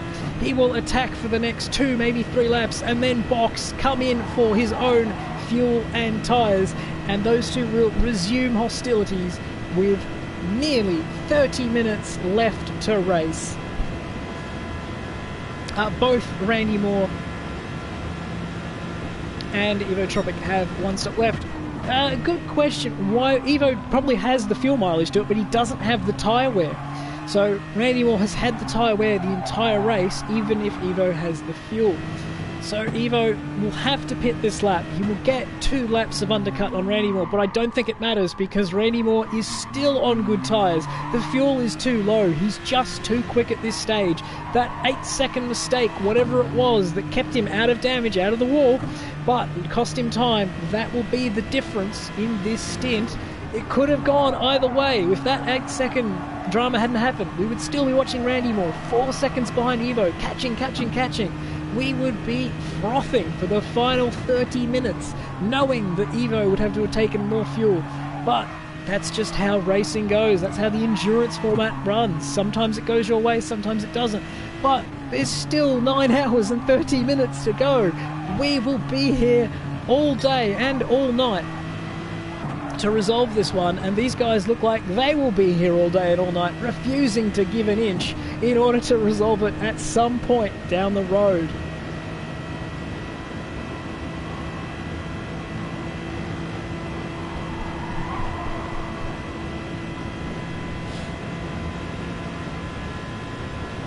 Ooh, Emmich is in with basically no fuel. That's either timed brilliantly or that's not gone well.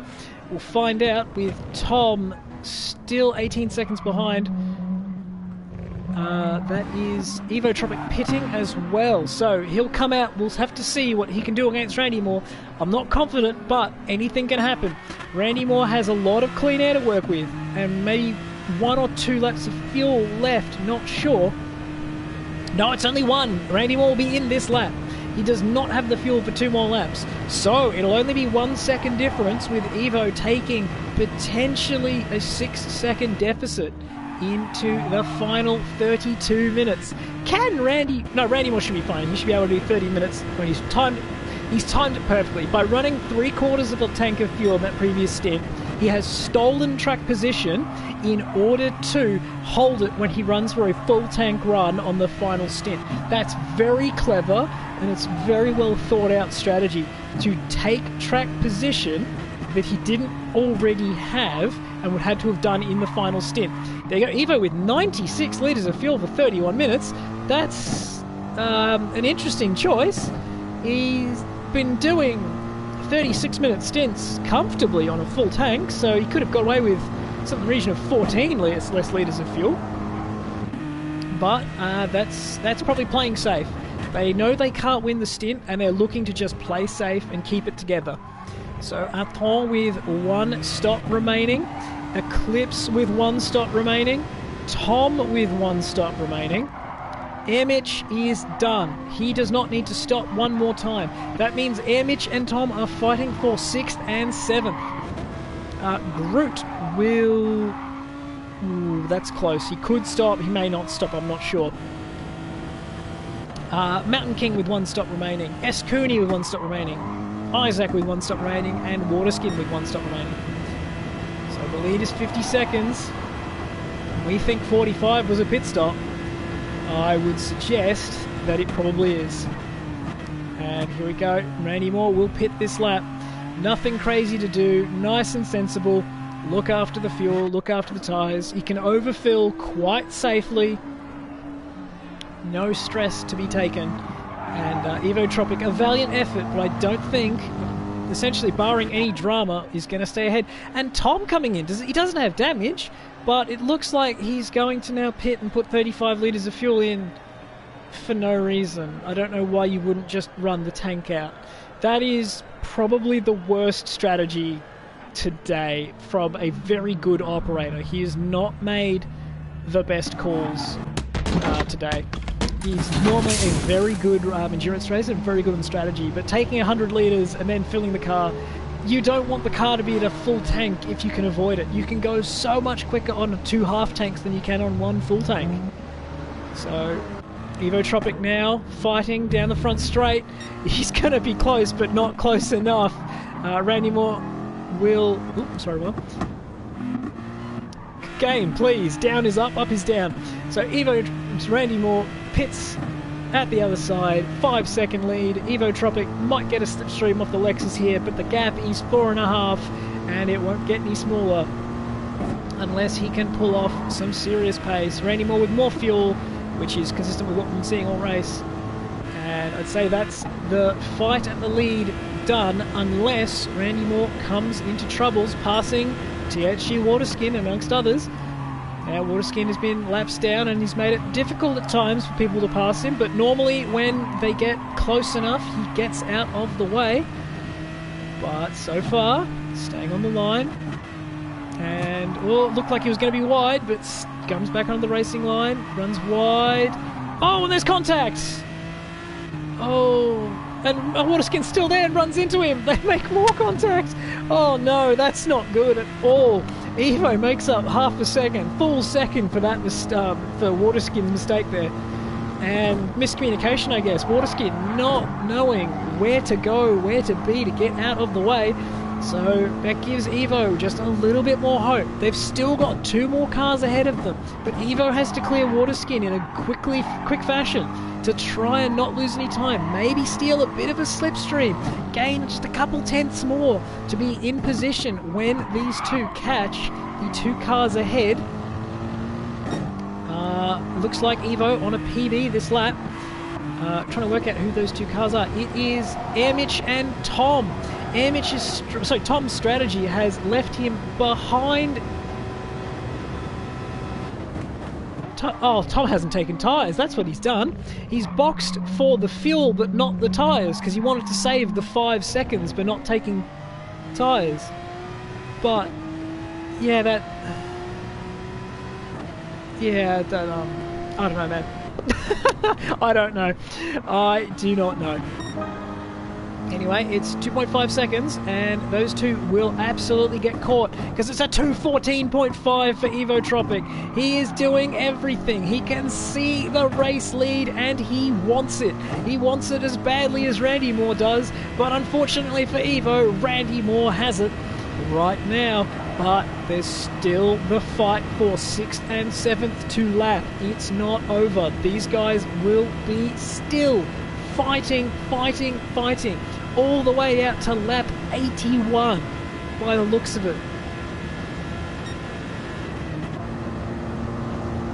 Oh, he's 2 thousandths down his own PB.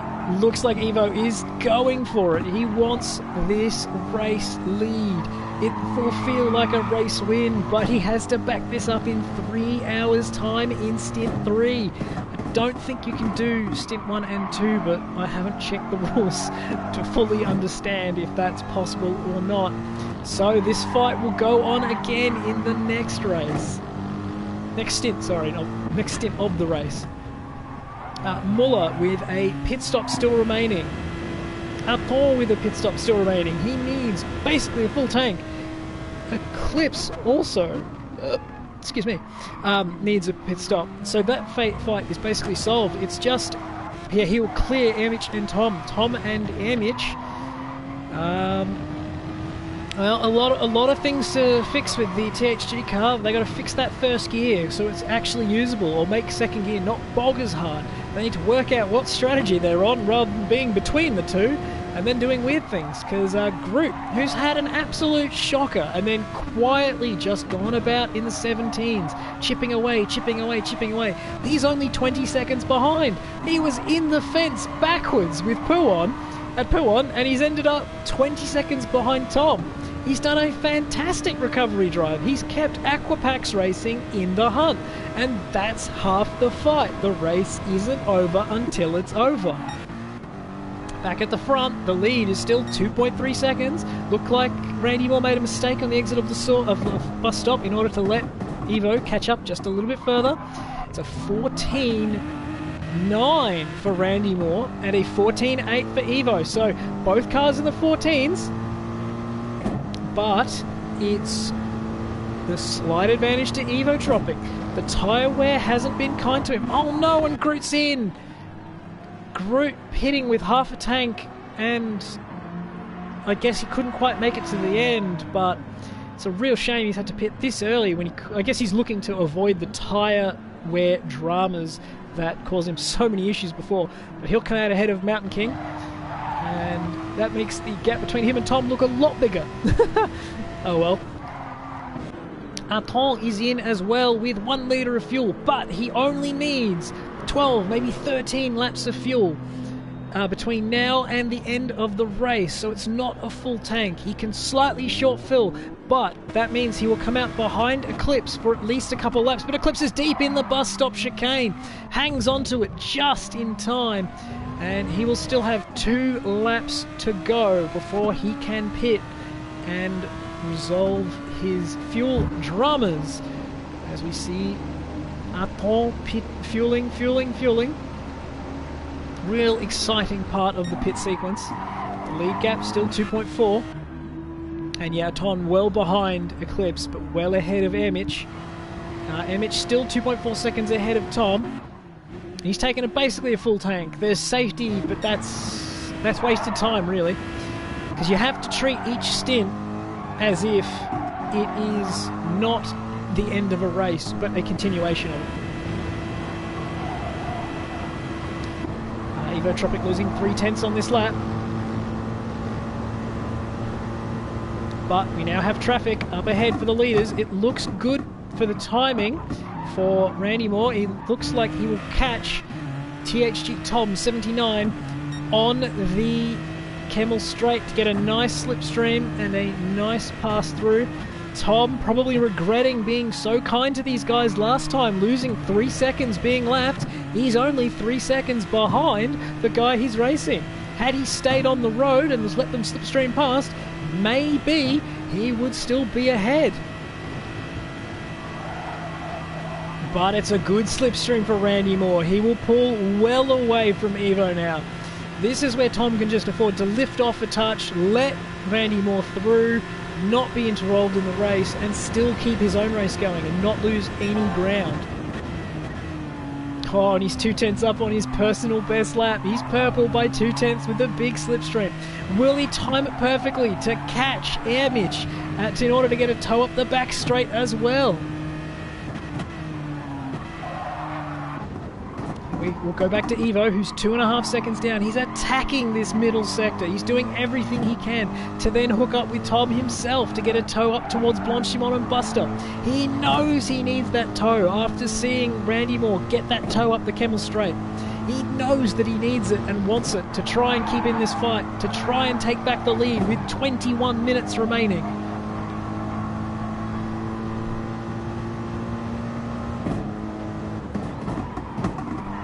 I believe you can mess with your setup between stints if you have drums.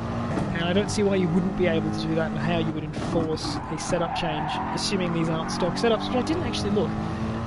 But I assume it's not. But Evo, he's up. He's up a 10th on himself.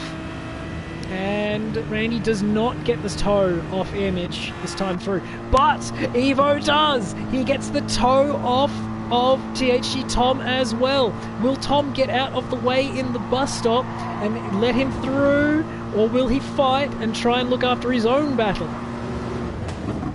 It doesn't matter if he does or doesn't. Evo goes straight through into the bus stop and will take a huge chunk of time. It was 4/10 bigger before, and he sets his own personal best. It's a 2:14.291, 700ths off the fastest lap, and a full 3/10 quicker than Randy Moore, who got the slipstream in Sector 1. A bit of a wobble there, but he'll get another slipstream in Sector 1 off Ermich at the top of the Kemmel Straight. Or will he? Ooh, it's going to be close. Maybe a cleaner run through Eau Rouge will get him into the slipstream. We can see that Ermich is now starting to drop back. Yes, that's in the slipstream now. That's a big win for Randy Moore and a big loss for Evo. But Randy Moore unable to pass, so he gets the slipstream. He's up a 10th instead of 2, but now he's got dirty air and he's going to have to try and pass Ermich, who knows his rival is just a few seconds behind. He won't be particularly keen on getting out of the way. Will Randy Moore got the inside into Bruxelles? He dives up the inside and he is let through by Ermich. Ermich going back to the inside though. He's got overlap. You have to let him go. They are the race leaders. They are a lap ahead. And Randy Moore gets through without too much loss. But Mitch now using the slipstream himself. Well, Muller with a penalty, and he's decided to clear it on the main straight there and losing a fair bit of time doing it. Lost a full second. Anyway, Eclipse is in for his pit stop. He will lose to Aton. He will come out ahead of Mitch, who is still right behind Randy Moore and is now 4.5 seconds ahead of THG Tom. Tom has lost that fight, it would seem, as Mitch now trying to use the slipstream of Randy Moore to pull him away, but it's not going to work. He's just too far back, and I think that also means that Evo is definitely too far back from Mitch in order to get a slipstream himself, so he might get one on the run up to the Vacuum chicane after Eau Rouge, but he's going to have to make up a lot of time in bus stop and through La Source if he wants it. Eclipse being fueled. Will he come out ahead of these guys? Because he will be... Yes, he will. So the top 5 are the only ones remaining on the lead lap for now, with still 18 minutes to play.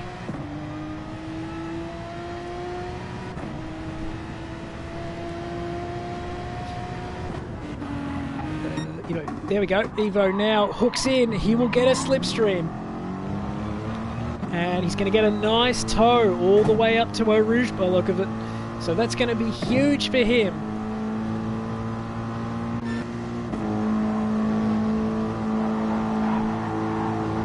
It's 2.1 right now. It's down to 2. Down to 1.9 in a moment. He's making huge ground with this lovely slipstream. Mitch pulls over to the right to let him through. Basically slingshots him towards Randy Moore. The gap's down to 1.65 and he's purple by 0.3. Here we go. The gap is 1.6. Can Evo Tropic take back the lead? There are still 17.5 minutes. That's 9 laps of racing to go in this stint before we jump across to stint 2. And the lead is 1.8 seconds. It looked like Evo was down and out. He was 6 seconds behind against the man who'd been quicker than him all race. And suddenly, the gap is down to 1.8. The car's come alive on the lower fuel. He is pushing as hard as he can. He knows this is for the race lead. He knows that even though there is still 9 hours to go, beating Randy Moore is a psychological blow he can strike early on. He will know that he can get inside this man's head if he can win the one-on-one fight. Big slide, gets through. Is he still up? He's only 0.058 up on himself, but that is actually almost enough to take the fastest lap of the race. He will do a 2.31. It will be 0.02 of a second slower if he can finish this lap. Sorry, a 3.3. It'll be 0.04 of a second slower if he can finish this lap at that pace. But Randy Moore just starting to pull away again as they are no longer interfered with by traffic. I was about to say there's no more traffic, but there's a huge cluster of traffic up the road. 3 cars in a train. It's a 14.488. It's not enough, but it's still 0.2 quicker than a 14.7 from Randy Moore. The traffic up ahead is THG Isaac in 11th. It is KWE Mountain King in 9th. And it is Eclipse in 5th place. So, still more drama ahead. Muller a full minute clear of Arton, whose damaged pit stop. Sorry, never mind. Muller boxing this lap for his final time. 15 minutes remaining. He only needs about a half tank of fuel, so he will come out with a good 30-second lead over Arton. Arton with a 23-second lead over Eclipse, who's got far less fuel, but they both are good to the finish. Arton took a large amount of fuel with a short period left. Mitch now has a 6-second lead over Tom, who has slightly more fuel, but the tyres aren't there because he has double stinted them, choosing not to run the car out of fuel and then take no tyres, but choosing to take fuel early in the stint, giving up the track position and ultimately making the car slower over that two stints. Tom with a nearly 1 minute lead over Groot, who should just about make it to the end if he shifts early. It'll be a bit embarrassing for him to take a pit stop, but he's now doing 16 since his last pit stop instead of running around the 17, so I think he's calculated his fuel as well as he can. Muller only taking 62 litres, and that's probably still too much. by a lot, but it's safe, and at this point of the race, 10 litres over is only a second, and it's going to be far less expensive than an extra pit stop or running out of fuel. Back at the front, quickly check the timing. It looks like, Randy Moore is 5 tenths quicker in the second sector, and Evo's 2 tenths quicker first sector is not going to cut it. Those two have been close the entire race. It looked like Randy had the pace, and then it looked like Evo had the strategy, and now it looks like those two are basically on top of each other, and we really won't know who the race winner is going to be until at least halfway, but they still have to go around again. 15-0 plays 14-6, 3/10 win to Randy Moore. I think he's going back to Sunday drive mode. Never mind, he's pushing, he's giving it everything.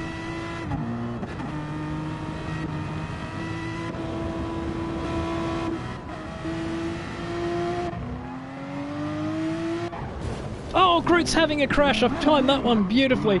He has run wide out of Piff Path, dropped 2 on the curb, and it has slammed him across the road.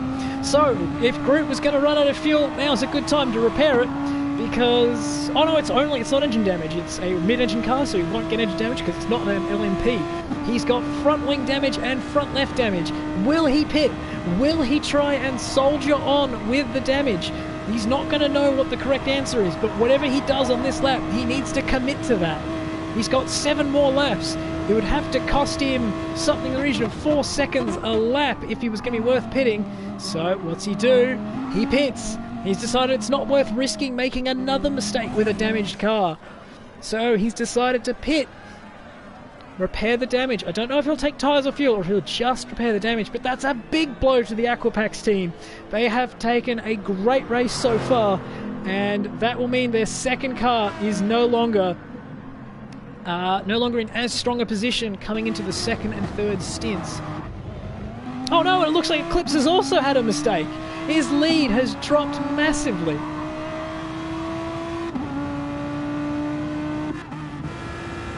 Back to the front, sorry, I got distracted there. Evotropic still 2.6 down. He's trying, but it looks to be that, yes, another 4 tenths lost in the middle sector. This time Randy Moore getting it together. Eclipse losing 5 seconds there in the end of sector 2 with that mistake, but still holding on. The gap to Air Mitch is still 11 seconds, and there's another 7 on top of that to THG Tom. I think the THG boys will be a bit disappointed. I think they could have been 3rd and 5th with the right strategy. A 15-2 plays a 15-0. It's another 2 tenths to Randy Moore, but if they can stay this close, it'll be 3 seconds separating the top 2 at the end of all this. Alright, as as Randy Moore gets the run up over, I don't think he'll get a slipstream until later.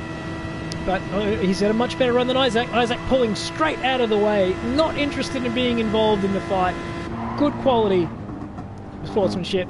Letting another one through. He's making sure that he's not fighting those guys in the lead.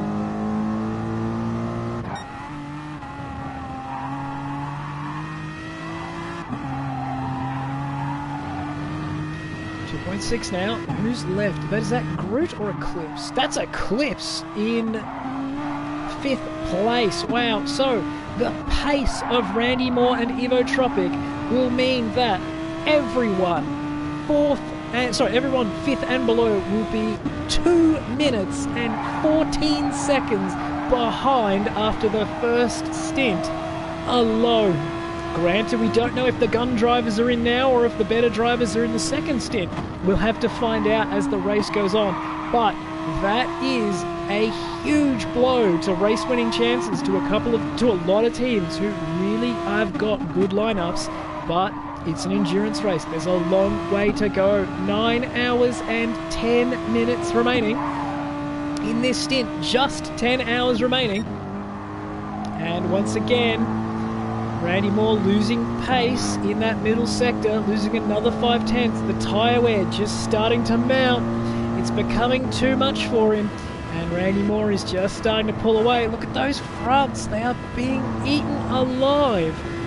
And I suspect Randy Moore has done enough here to win the first stint and give the GTSV racing team the lead at the end of 3 hours. It's another 15-0, and it's a 15-6 for Evo. I think Evo has tried everything he could, but there are 5 laps remaining, and barring disaster, I can't see Randy Moore giving the lead up. He has tried and tried and tried, and he's managed to do just enough to stay ahead of Evo. To Evo's credit, he fought back from 6 seconds down to get it to within 1.5, but the tyres have just given up on him, and it would appear that he has not got enough left to fight for the win.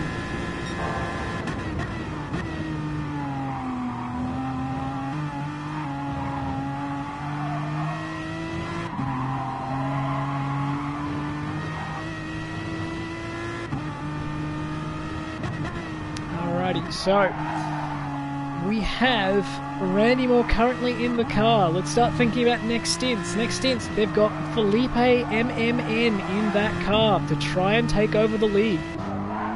Evo Tropic is in the car right now, but they have CHRR-LM12 in the second seat of the Cartel Witlike iSport red car.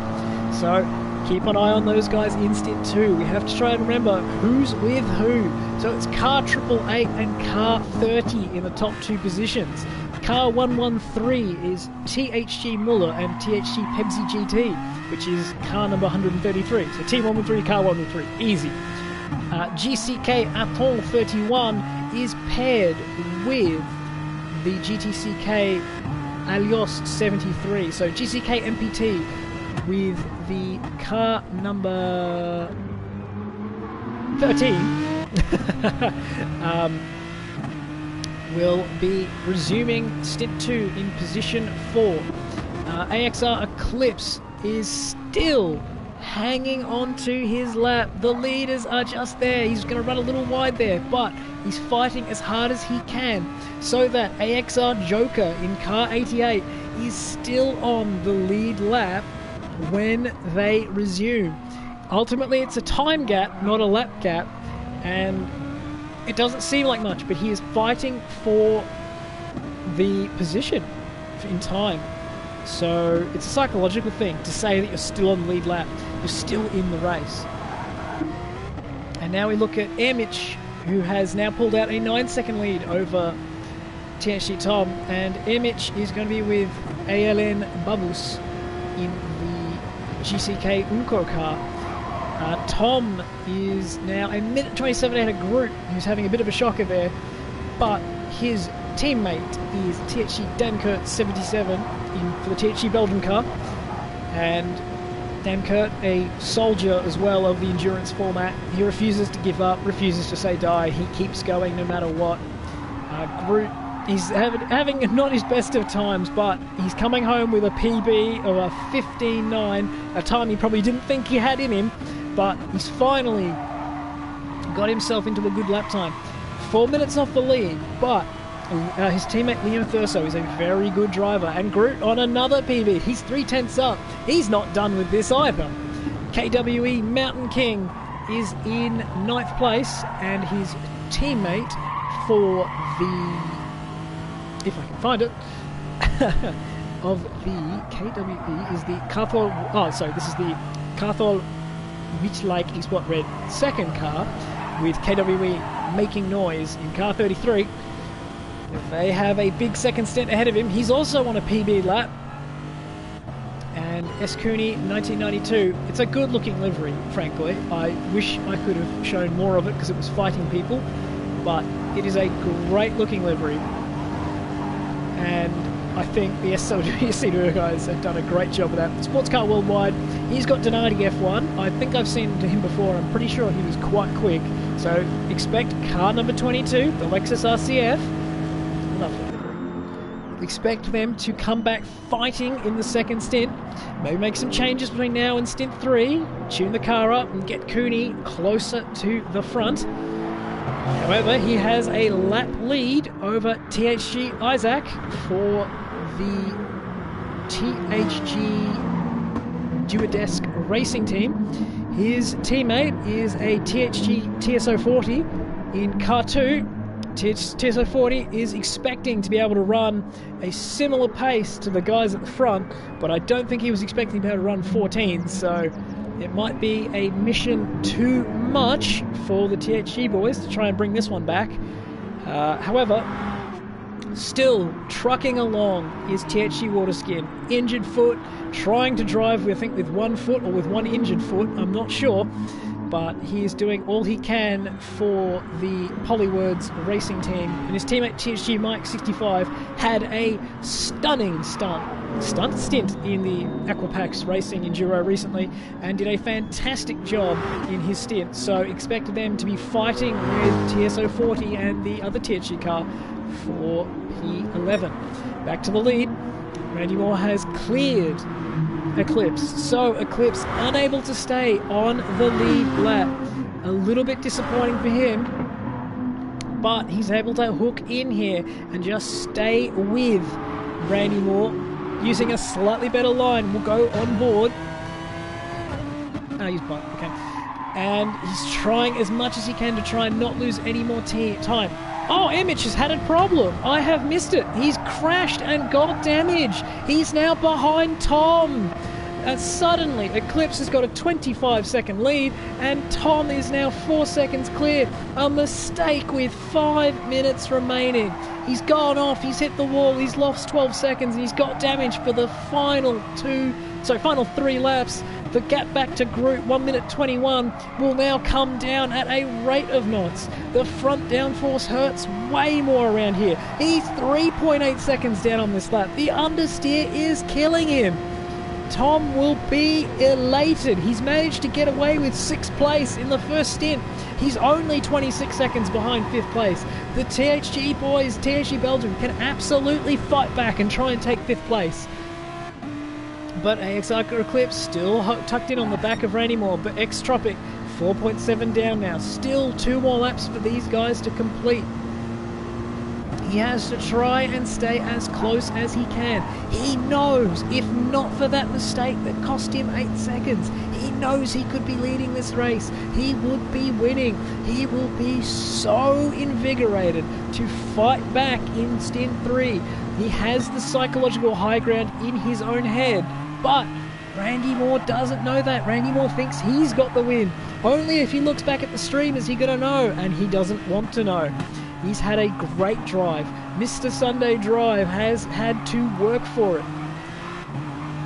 Now we're struggling to get past the 33 of the Carthal Woodflake Esports team.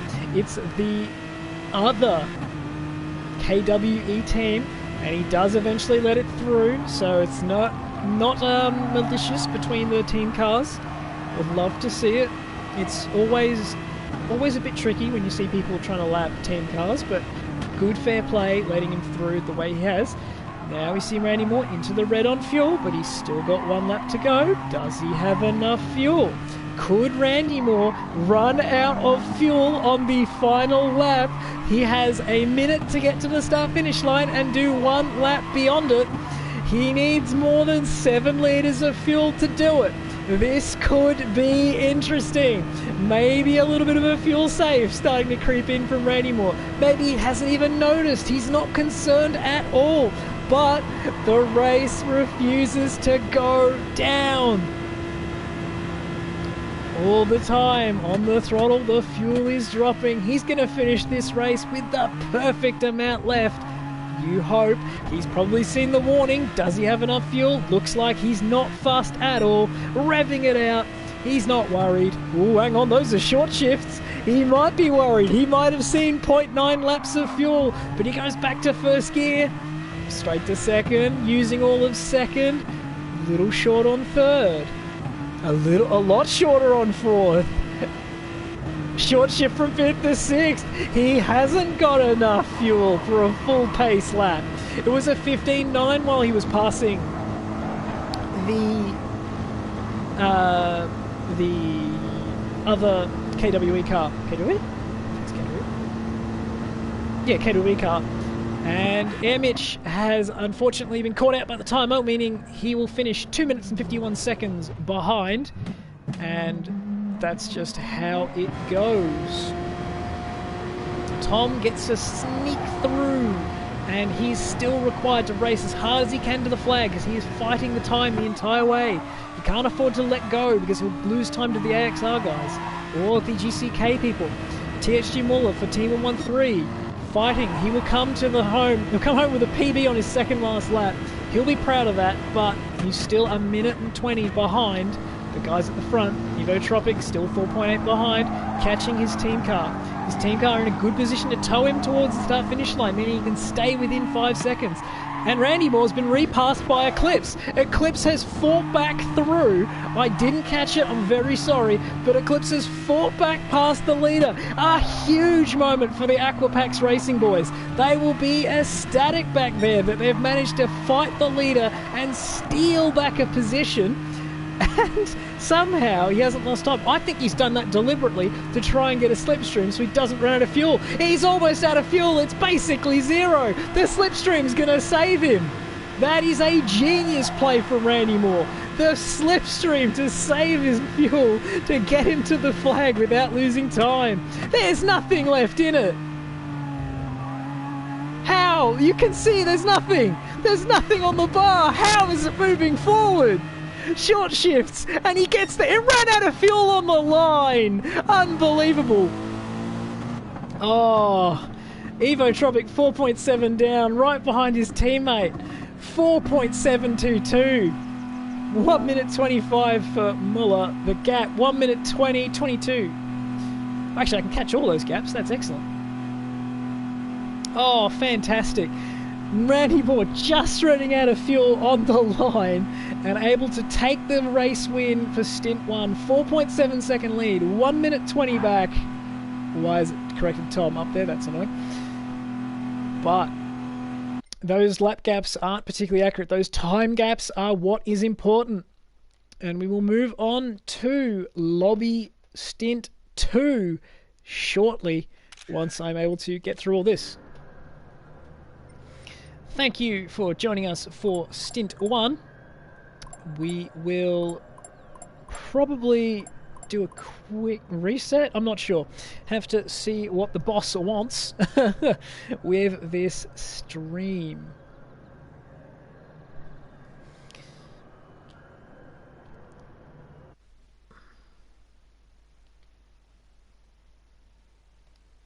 Ooh.